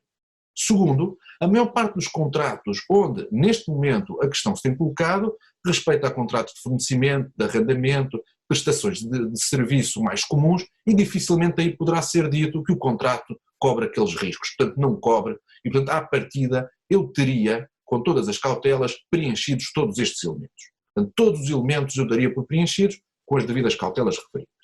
Agora, qual é a relevância de ser uma grande ou uma pequena alteração das circunstâncias? A expressão, ou o conceito de grande alteração das circunstâncias foi cunhado na década de 40 ou 50 pelo jurista alemão Kegel, que se notabilizou no estudo do direito internacional privado. E a ideia é bastante simples, é bastante intuitiva. Temos grandes alterações das circunstâncias, grandes crises, guerras mundiais, grandes pandemias, e depois temos as pequenas alterações das circunstâncias que ou afetam um contrato ou afetam um conjunto de contratos, mas não afetam a sociedade enquanto um todo. Okay? Será então o presente momento enquadrável no conceito de grande alteração das circunstâncias? Sim.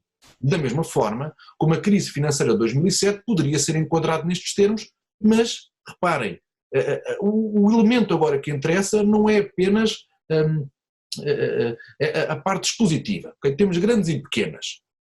A pandemia enquadra-se na grande. Agora, o que interessa saber é qual é que é a relevância desta denominação. Dizer que a crise financeira é uma grande alteração das circunstâncias, que a Segunda Guerra Mundial é uma grande alteração das circunstâncias, que o coronavírus ou a crise que advém do coronavírus é uma grande alteração das circunstâncias, agora precisamos saber qual é que é a relevância jurídica disto. Do ponto de vista expositivo é apelativo, do ponto de vista da construção da própria exposição é interessante, mas tem relevância jurídica. 3 dúvidas. Primeira dúvida. O artigo 437 aplica-se a todas as alterações, pequenas ou grandes, e a resposta, parece-me inequívoca, é aplica-se a todas. Não há nenhum elemento, aplicando o artigo 9 do Código Civil, que permita dizer que o artigo 437 não se aplica às grandes. Não há trabalhos preparatórios, não há elemento teleológico e não encontro nenhuma razão que diga claramente que as grandes alterações não estão cobertas. Okay? E, portanto, à partida estão. Os nossos tribunais nem sequer põem essa dúvida. Ou melhor, os nossos tribunais nem sequer discutem o regime de alteração das circunstâncias, colocando de um lado as pequenas e do outro as grandes. Eu só encontrei um acórdão de 2012, que depois poderei indicar qual é o número do processo, em que diz que efetivamente há grandes alterações e pequenas, e o artigo 437 cobre todas. Portanto, não há uma discussão jurisprudencial sobre essa matéria, mas já vamos ver com mais algum cuidado este aspecto. Portanto, esta primeira dúvida está resolvida. Segunda dúvida, as medidas legislativas impedem que os nossos tribunais intervenham e invoquem o 437? A resposta que eu dou, e a resposta que eu dou tem na sua base sempre esta visão da socialização do direito civil. Se essas medidas tiverem como resultado equilibrar as posições, então diria que sim, que os nossos tribunais não podem intervir. Se essas medidas não alcançam esse resultado, ou seja, se as posições jurídicas continuam desequilibradas, então não vejo como é que os tribunais possam dizer que não podem intervir. Terceira dúvida, e que é a mais difícil, mas acaba por ser a mais fácil porque não é jurídica, irão os tribunais aplicar o 437?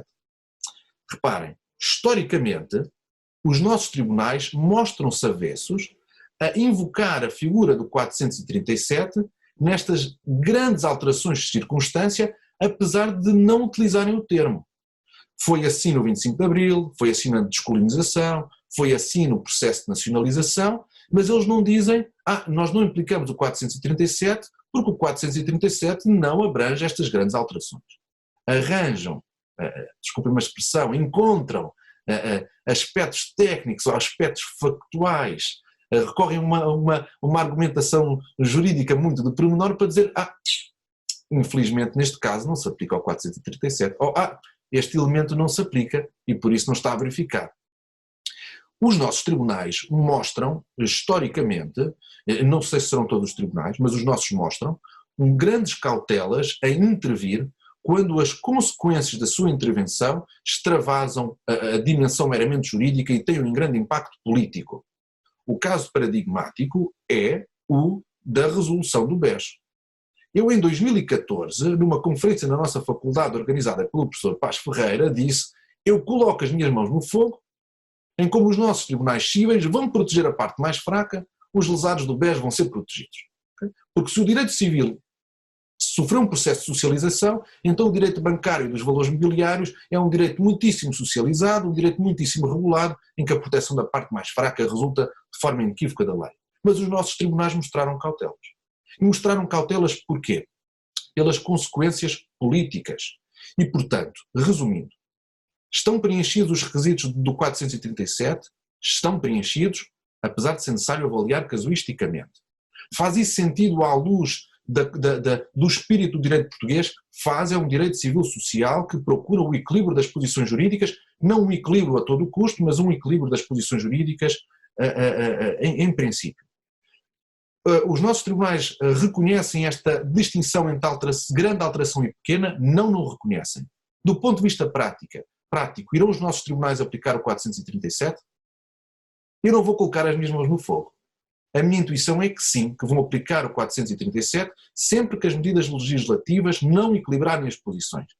É necessário ver se as cautelas que limitaram a intervenção dos nossos tribunais, que limitam a intervenção dos nossos tribunais historicamente, vão ou não ser invocadas. Muitíssimo obrigado pela vossa atenção. Senhor, muito obrigado, Sr. Professor António Barreto, realmente mãos escaldadas, não é, de água fria, etc, etc. Uma excelente intervenção sobre um velho e sempre jovem instituto que é este da alteração das circunstâncias. Eu não sei, segundo a doutrina do Bolsonaro, se realmente as coisas imprevisíveis acontecem, não é? Segundo essa doutrina, as coisas imprevisíveis porque simplesmente não sucedem e com isso resolve-se o problema da alteração das circunstâncias. Meus amigos, vamos então prosseguir nesta nossa jornada e vamos ter agora o privilégio de ouvir a senhora professora Catarina Monteiro Pires sobre uma questão nuclear nestas circunstâncias, que é modificar o contrato, reduzir as prestações e gerir riscos. Senhora professora Catarina Monteiro Pires, somos inteiramente seus. Muito obrigada, bom dia a todos. Eu começo por dirigir saudações virtuais, mas calorosas, ao público e também ao nosso querido coordenador, o professor António Menezes Cordeiro, e aos meus queridos colegas e amigos aqui presentes. O povo diz que depois da tempestade vem a bonança, mas também há quem diga que há alguma bonança no meio da tempestade, e eu acho que este nosso encontro aqui hoje também é um sinal disso mesmo. Este tema que me cabe é o tema da modificação do contrato e da redução das contraprestações. Portanto, eu vou falar, sobretudo dentro dos mecanismos de gestão da crise contratual, de situações em que uma das partes pretende invocar uma redução de uma das prestações ou uma modificação de uma das prestações. E dentro deste contexto mais amplo, eu selecionei a redução e a modificação das prestações pecuniárias. Este é um tema que naturalmente é quase intuitivo, a sua associação a um cenário de crise. Perante uma crise do contrato, uma ideia que surge imediatamente ao espírito é a da tentativa de redução do preço que se paga ou uma tentativa de elevação do preço que se recebe, e, portanto, a minha exposição tem em vista saber se o preço da empreitada se mantém ou não, se a renda do arrendamento se mantém ou não, se o preço da compra e venda se mantém ou não e em que circunstâncias. E porquê é que eu selecionei estas obrigações pecuniárias? Porque as obrigações pecuniárias são tratadas de forma especial no direito civil.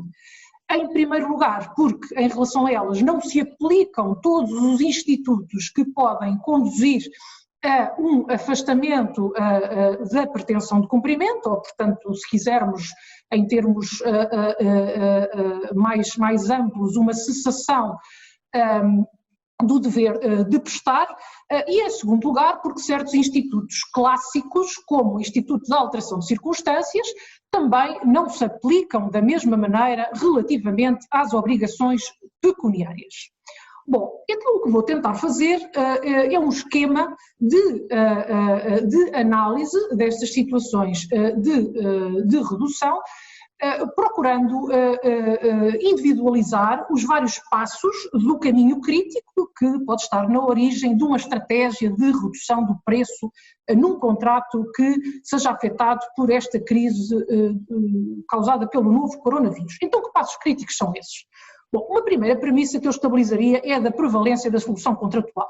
O contrato é uma autorregulação privada de interesse, uma expressão de autonomia privada das partes. Em regra, o direito civil não fixa ordenações de preferências na utilização de bens e, portanto, havendo uma regulação no contrato, tendencialmente essa regulação poderá prevalecer. Muito bem, se assentarmos esta premissa, que regulação contratual é que pode ser importante para este tema? Eu aqui distinguiria entre a regulação contratual evidente ou exposta e a regulação contratual não evidente ou escondida. Entre a regulação contratual evidente, naturalmente, que pensamos em cláusulas como cláusulas de modificação do preço, cláusulas de modificação adversa de circunstância, cláusulas de hardship, até algumas cláusulas de força maior podem prever situações deste género, cláusulas de mais variada ordem, mas em que nós conseguimos estabelecer uma relação direta entre o preço e determinados contextos ou circunstâncias. E, portanto, eu diria que estes são os casos fáceis, são casos de interpretação dessas mesmas cláusulas no contexto do negócio como um todo, mas a percepção de que essas cláusulas são potencialmente aplicáveis é comum a juristas e não juristas. Temos depois cláusulas que também são evidentes, mas de forma indireta. Quais? Desde logo, as cláusulas de preço fixo ou as cláusulas que determinam que o preço assenta num chamado mecanismo de lock-the-box ou mecanismo de caixa fechada. O que é que isto quer dizer? Bom, se as partes convencionar uma cláusula de preço fixo, a relevância dessa cláusula de preço fixo vai depender do tipo de contrato. Um exemplo muito rápido, numa empreitada de um contrato-chave na mão com uma cláusula de preço fixo, em regra, sem prejuízo da análise do contrato, o que essa cláusula quer dizer é que há uma assunção dos riscos de variação dos custos da matéria-prima, dos custos da mão de obra, pelo próprio empreiteiro e, portanto, uma exclusão desse risco a cargo do dono da obra. Mas, por exemplo, se tratar de um contrato com execução diferida, como uma compra e venda de ações que implica compra e venda da empresa, nesses casos, em certas circunstâncias, a estipulação de uma cláusula de preço fixo ou de um mecanismo de determinação de preço em caixa fechada pode significar tão só e apenas que o comprador pretendeu não incorrer em riscos que resultam da circunstância de o vendedor manter a gestão da sociedade durante um período que decorre entre a assinatura do contrato e o fecho do negócio. Portanto, como este exemplo se percebe, temos duas cláusulas de preço fixo, a sua funcionalidade é muito distinta e, portanto, o seu impacto também será muito distinto quanto a uma possível modificação do preço. Dizia eu que as cláusulas podem também estar escondidas e que cláusulas são estas que são menos evidentes e que podem ter aqui alguma relevância. Eu começo por salientar as chamadas cláusulas de remédio único, que é uma tradução direta da expressão inglesa, cláusulas de sole remedy. Estas cláusulas normalmente o que dizem é que as partes convencionam um determinado mecanismo para fazer face a perturbações no contrato com exclusão dos demais. Quer dizer, as partes estabelecem no figurino contratual as reações que pretendem que serão aplicáveis a certos cenários e excluem as outras reações ou os outros mecanismos previstos no Código Civil. Naturalmente que há aqui uma questão prévia de validade destas cláusulas, à luz do Código Civil e também da sua análise ao abrigo do artigo 809 do Código Civil. Não tenho tempo para analisar estes argumentos, mas tenho sustentado uma posição de princípio, de tendencial validade das cláusulas de remédio único. E, portanto, se nós tivermos uma cláusula de remédio único no contrato, apesar de não estar lá escrito modificação do preço nem alteração de circunstâncias, será que as partes quiseram reforçar riscos ou isolar riscos, excluir vários mecanismos que se encontram na lei civil, desde mecanismos associados à alteração de circunstâncias até outras normas especiais? É uma hipótese e não deve deixar de ser explorada.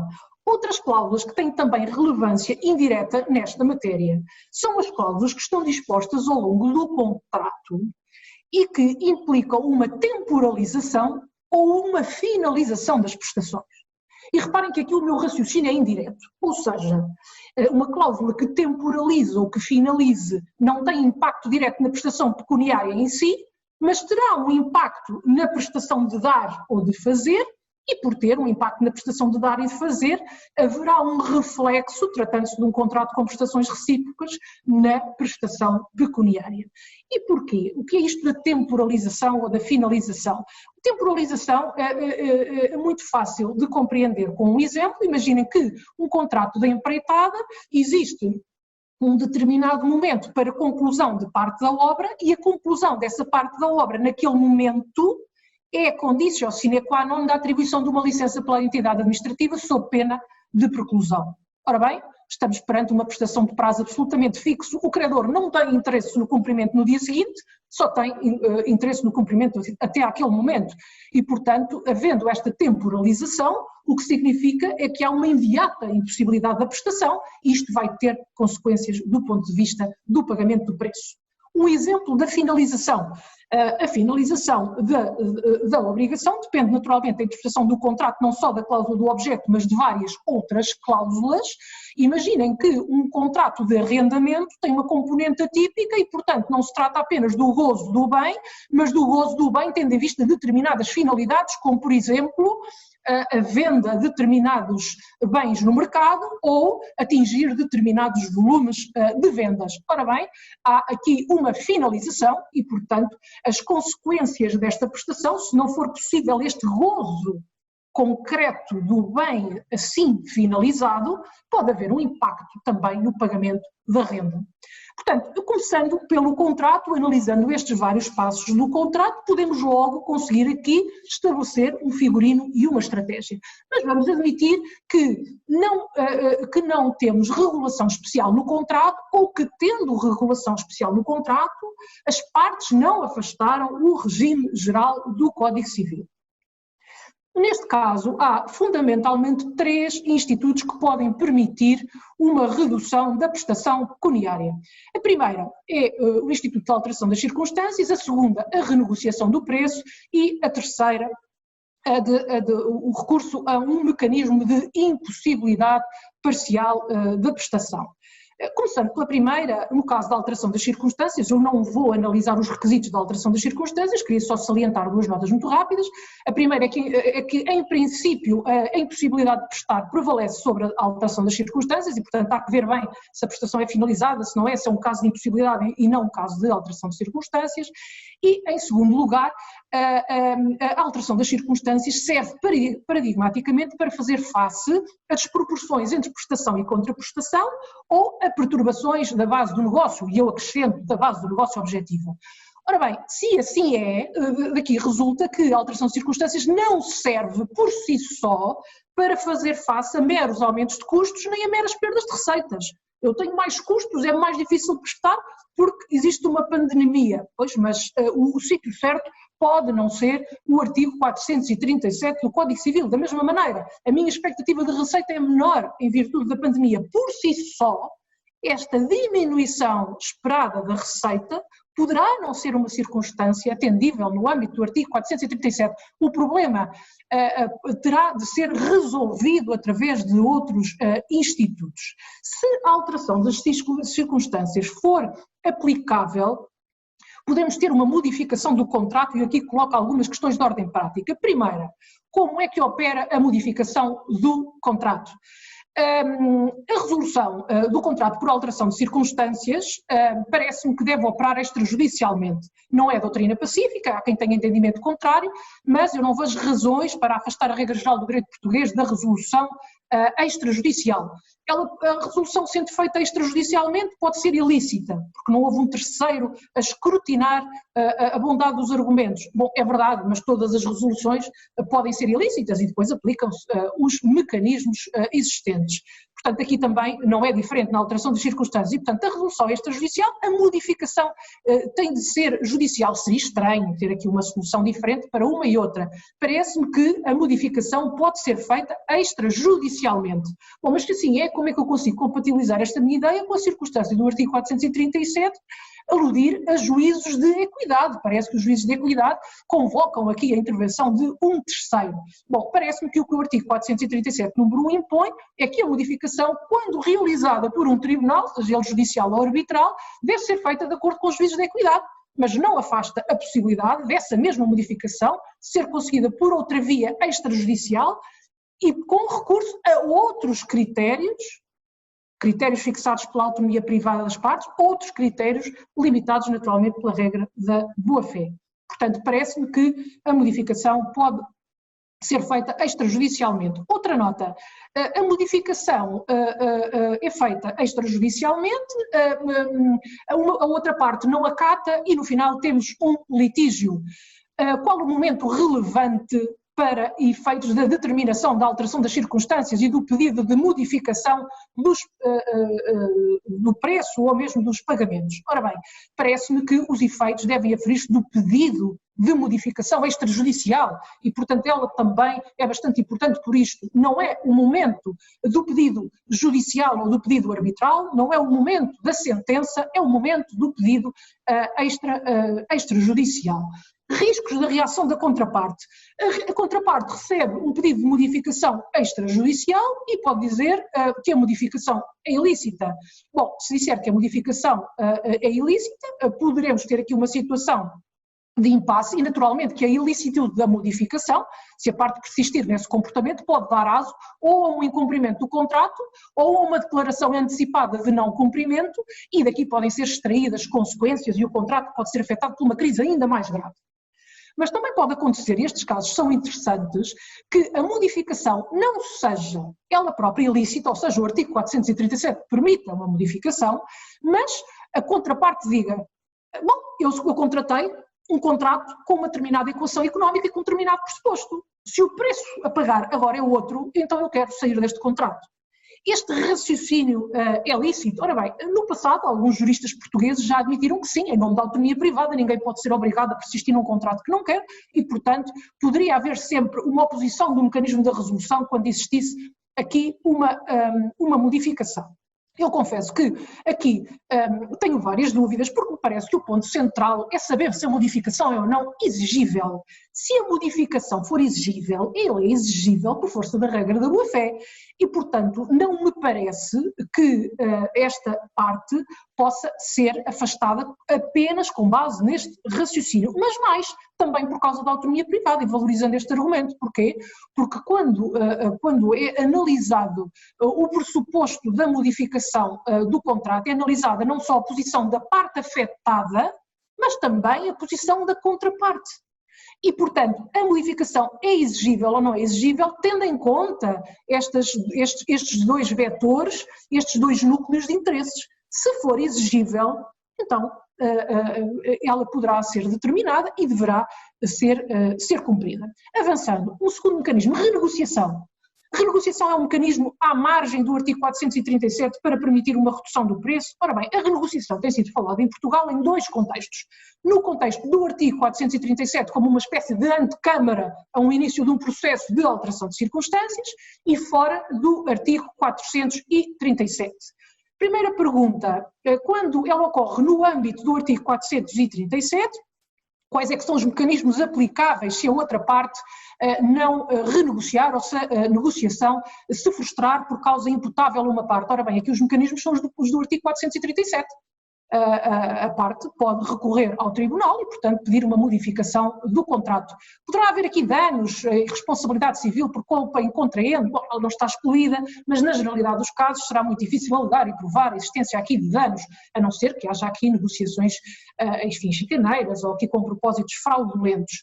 Caso mais difícil, o caso de renegociação não ocorrer ao abrigo do artigo 437, mas ao abrigo do artigo 762, perdão, número 2 do Código Civil.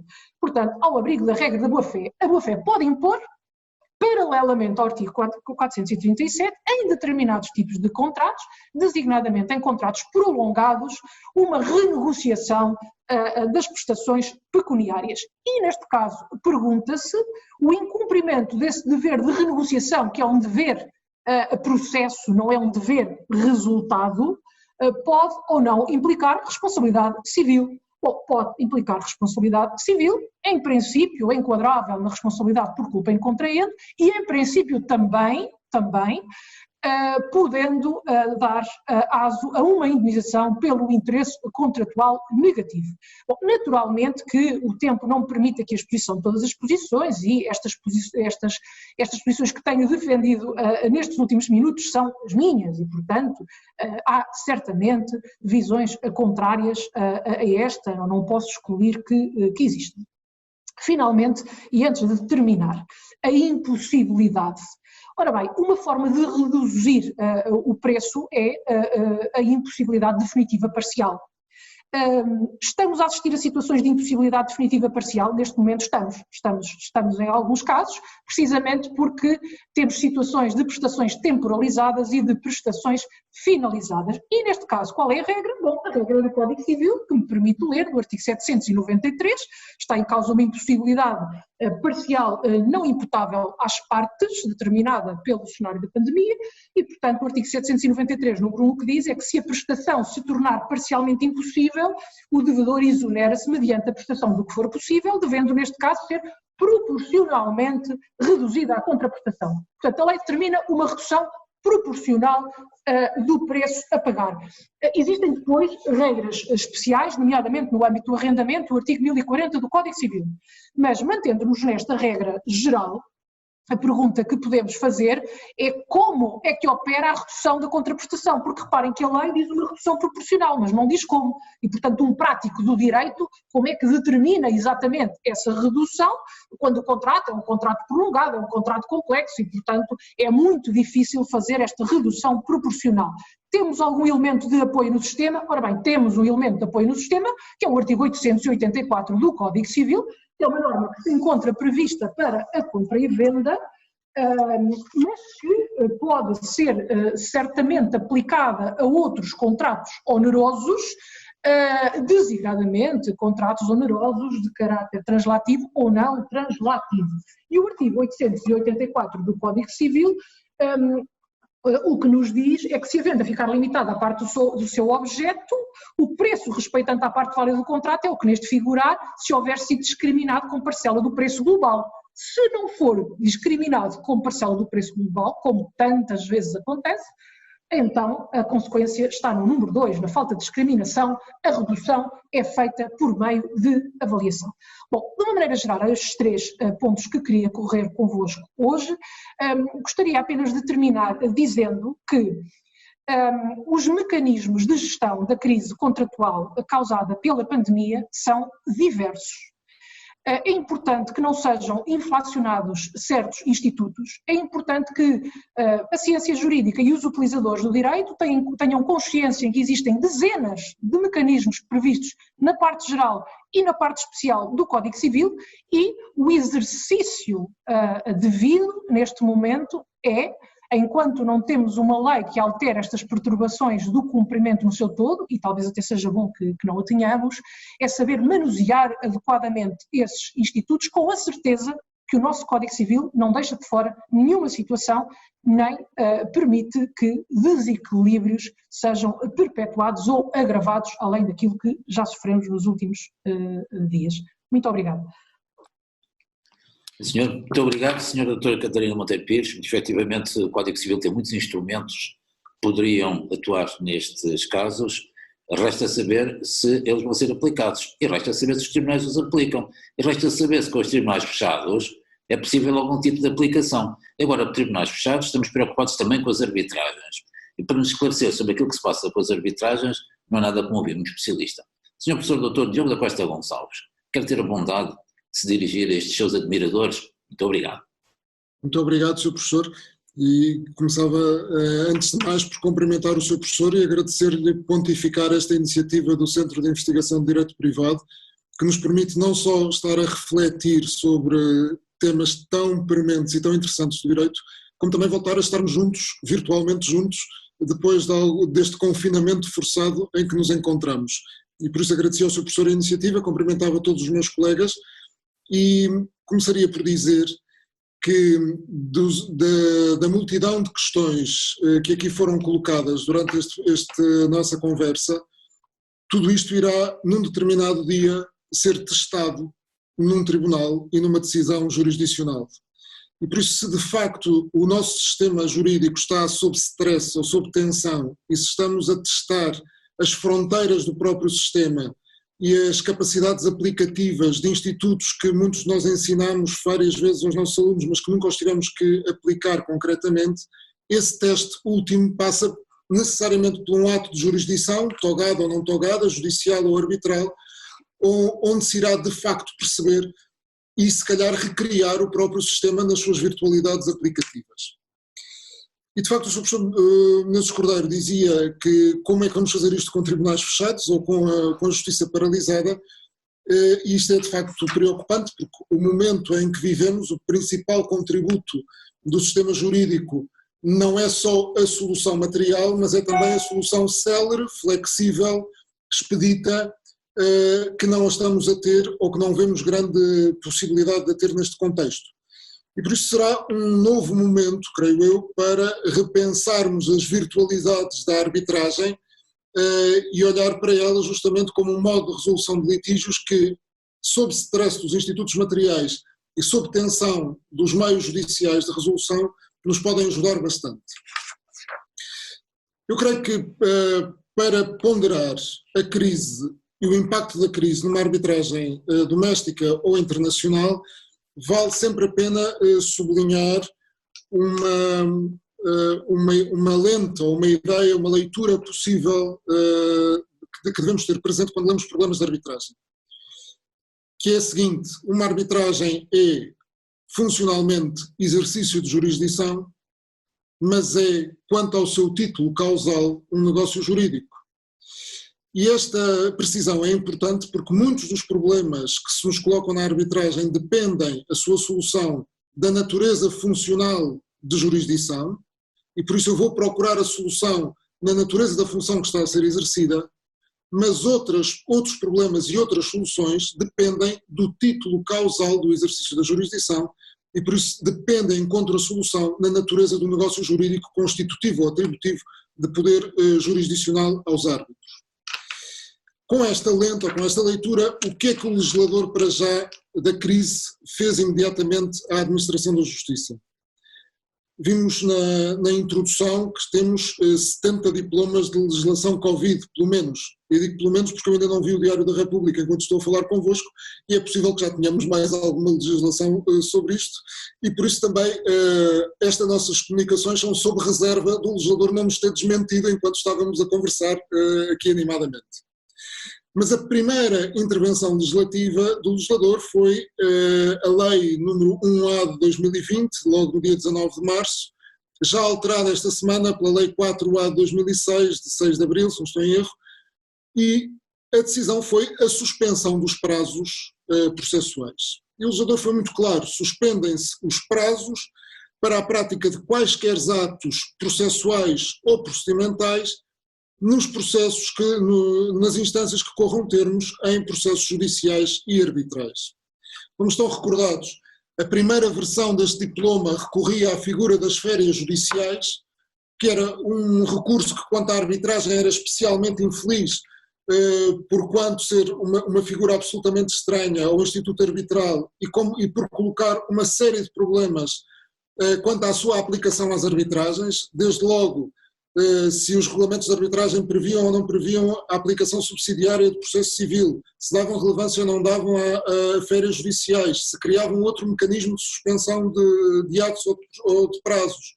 Tudo isso se colocava de forma ainda mais gritante.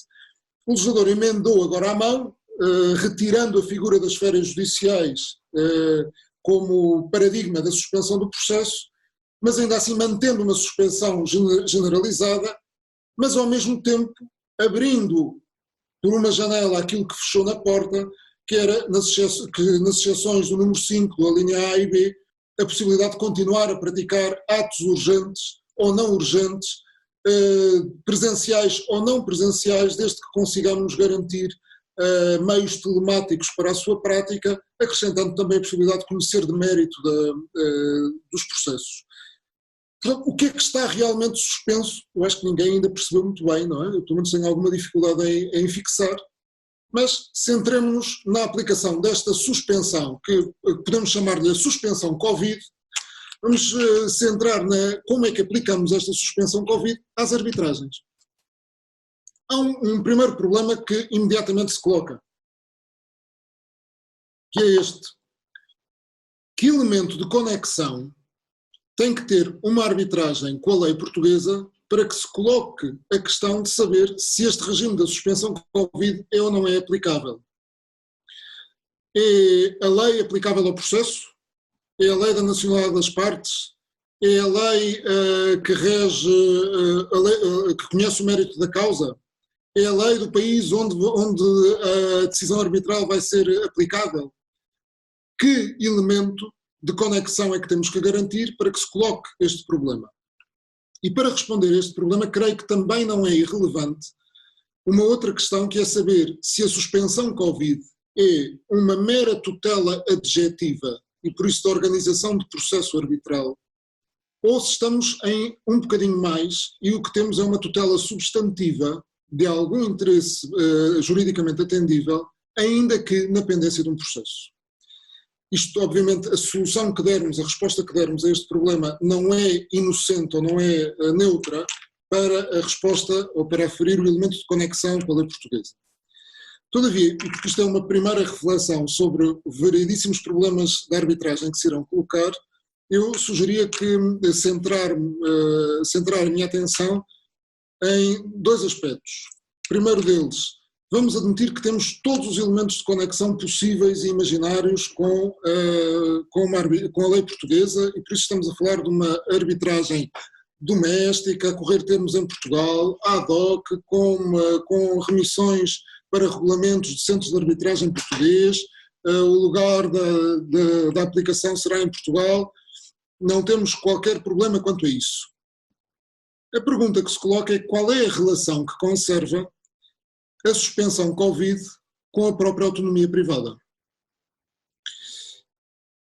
E, colocando esta questão, colocando-a também em dois contextos diferentes, com a autonomia privada no contexto de uma arbitragem voluntária e com a autonomia privada no contexto, por exemplo, de uma arbitragem necessária, em que a intensidade da autonomia é muito distinta e se os resultados aplicativos da suspensão Covid são os mesmos ou não nestas duas dimensões. Bem, o nosso ordenamento, a nossa lei de arbitragem é muito clara quanto às regras do procedimento arbitral. A definição do procedimento arbitral é por, retirando aqueles princípios fundamentais cogentes cuja sua violação determinaria a própria invalidade da decisão, cabe às partes a definição do processo e aos árbitros a sua condução e a sua definição se as partes sobre isso não acordarem. É o que nos diz claramente o artigo 30, número 2 e 3 da Lei da Arbitragem. Qual é a relação, então, neste contexto, de disponibilidade, qual é a natureza da disponibilidade desta suspensão Covid? Eu creio que há três teses possíveis. Já as vi discutidas as três ainda antes de 6 de Abril. Uma primeira hipótese era a tese de uma indisponibilidade absoluta. Nós estamos perante uma legislação de emergência, o legislador quis suspender todos os prazos para a prática de atos processuais ou procedimentais independentemente da natureza do tribunal. Por isso, qualquer ato de jurisdição, seja ele de um juiz togado, seja ele de um árbitro, está sujeito ao mesmo princípio que o legislador quis intervir, esquecendo conjugações com a autonomia privada. E por isso, não se colocaria nenhum problema de disponibilidade ou não disponibilidade sobre a suspensão Covid, porque ela seria de aplicação ope legis automática, tal qual ocorreria num tribunal judicial. Eu penso que esta tese da indisponibilidade absoluta é de rejeitar. E é de rejeitar fundamentalmente por 3 razões. Uma delas, já chamei a atenção para ela, que é o contexto normativo em que surge a condução do processo arbitral, está marcado pela disponibilidade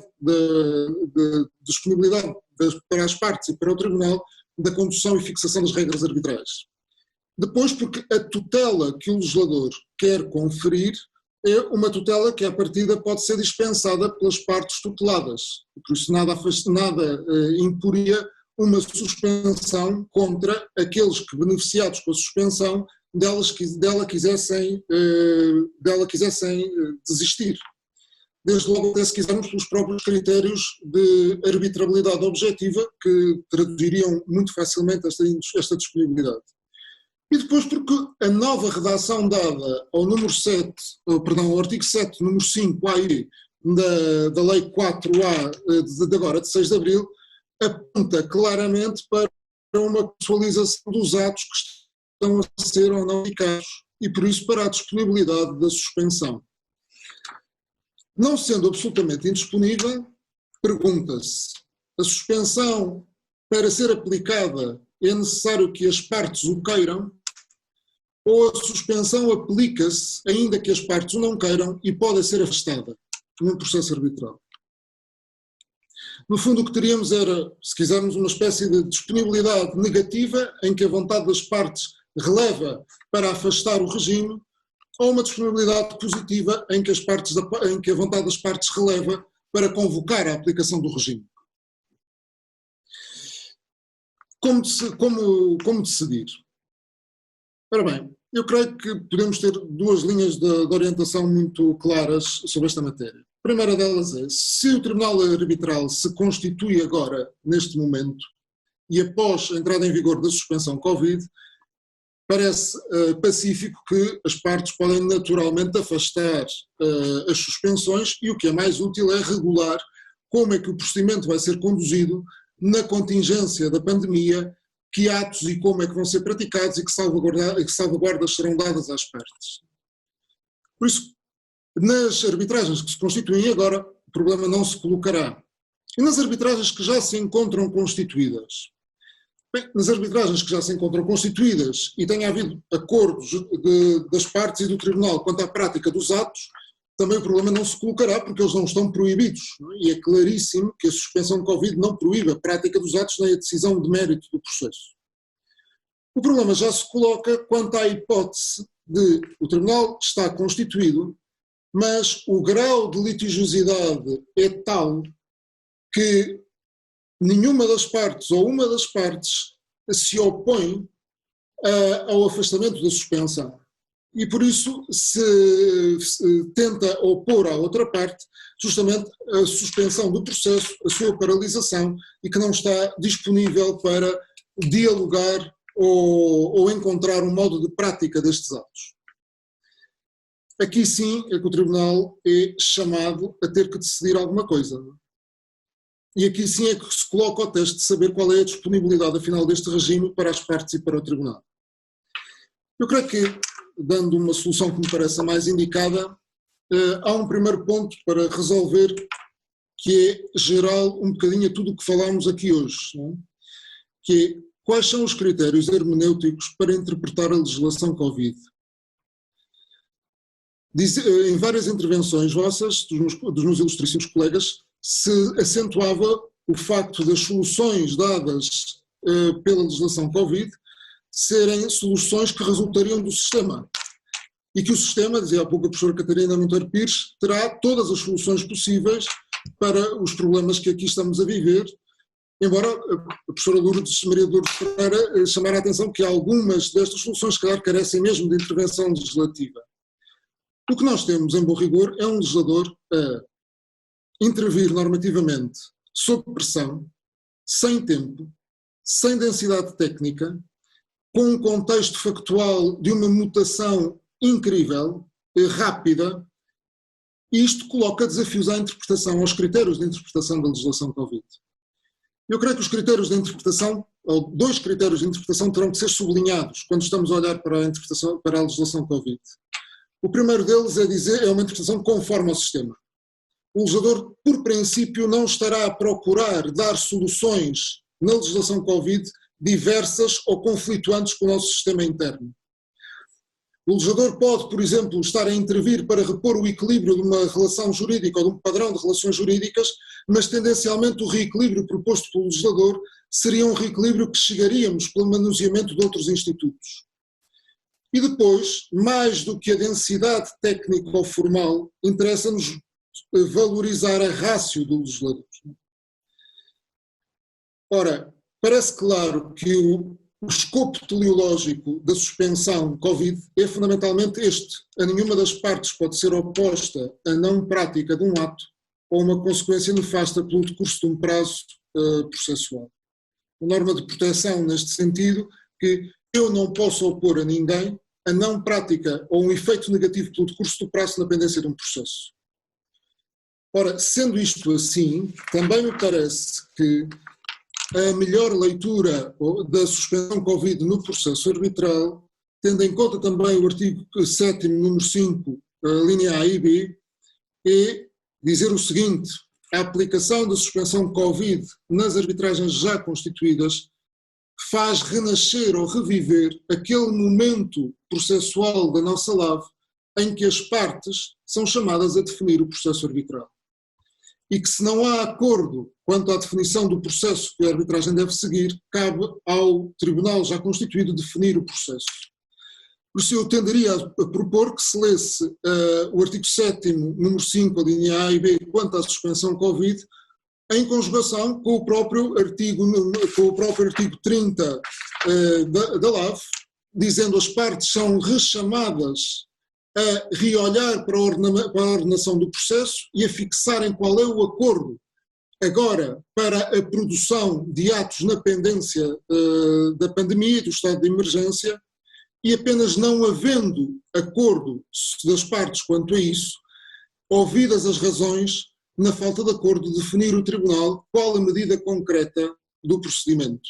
O que levaria não a uma aplicação cega ou pé legis da suspensão, mas a uma aplicação da suspensão mediada, novamente por uma instância de negociação das partes e do próprio tribunal das regras processuais. Era esta reflexão que vos tinha a propor, uma primeira reflexão sobre estes temas. Muito obrigado. Muito obrigado, professor. Muito obrigado, professor Dr. Diogo Costa Gonçalves. É realmente uma primeira reflexão, mas uma reflexão já com muita substância.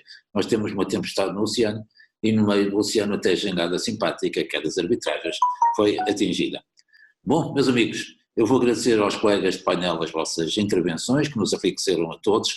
Vou agradecer ao simpático público a atenção que entendeu prestar-nos. Eu vou ainda fazer 3 avisos.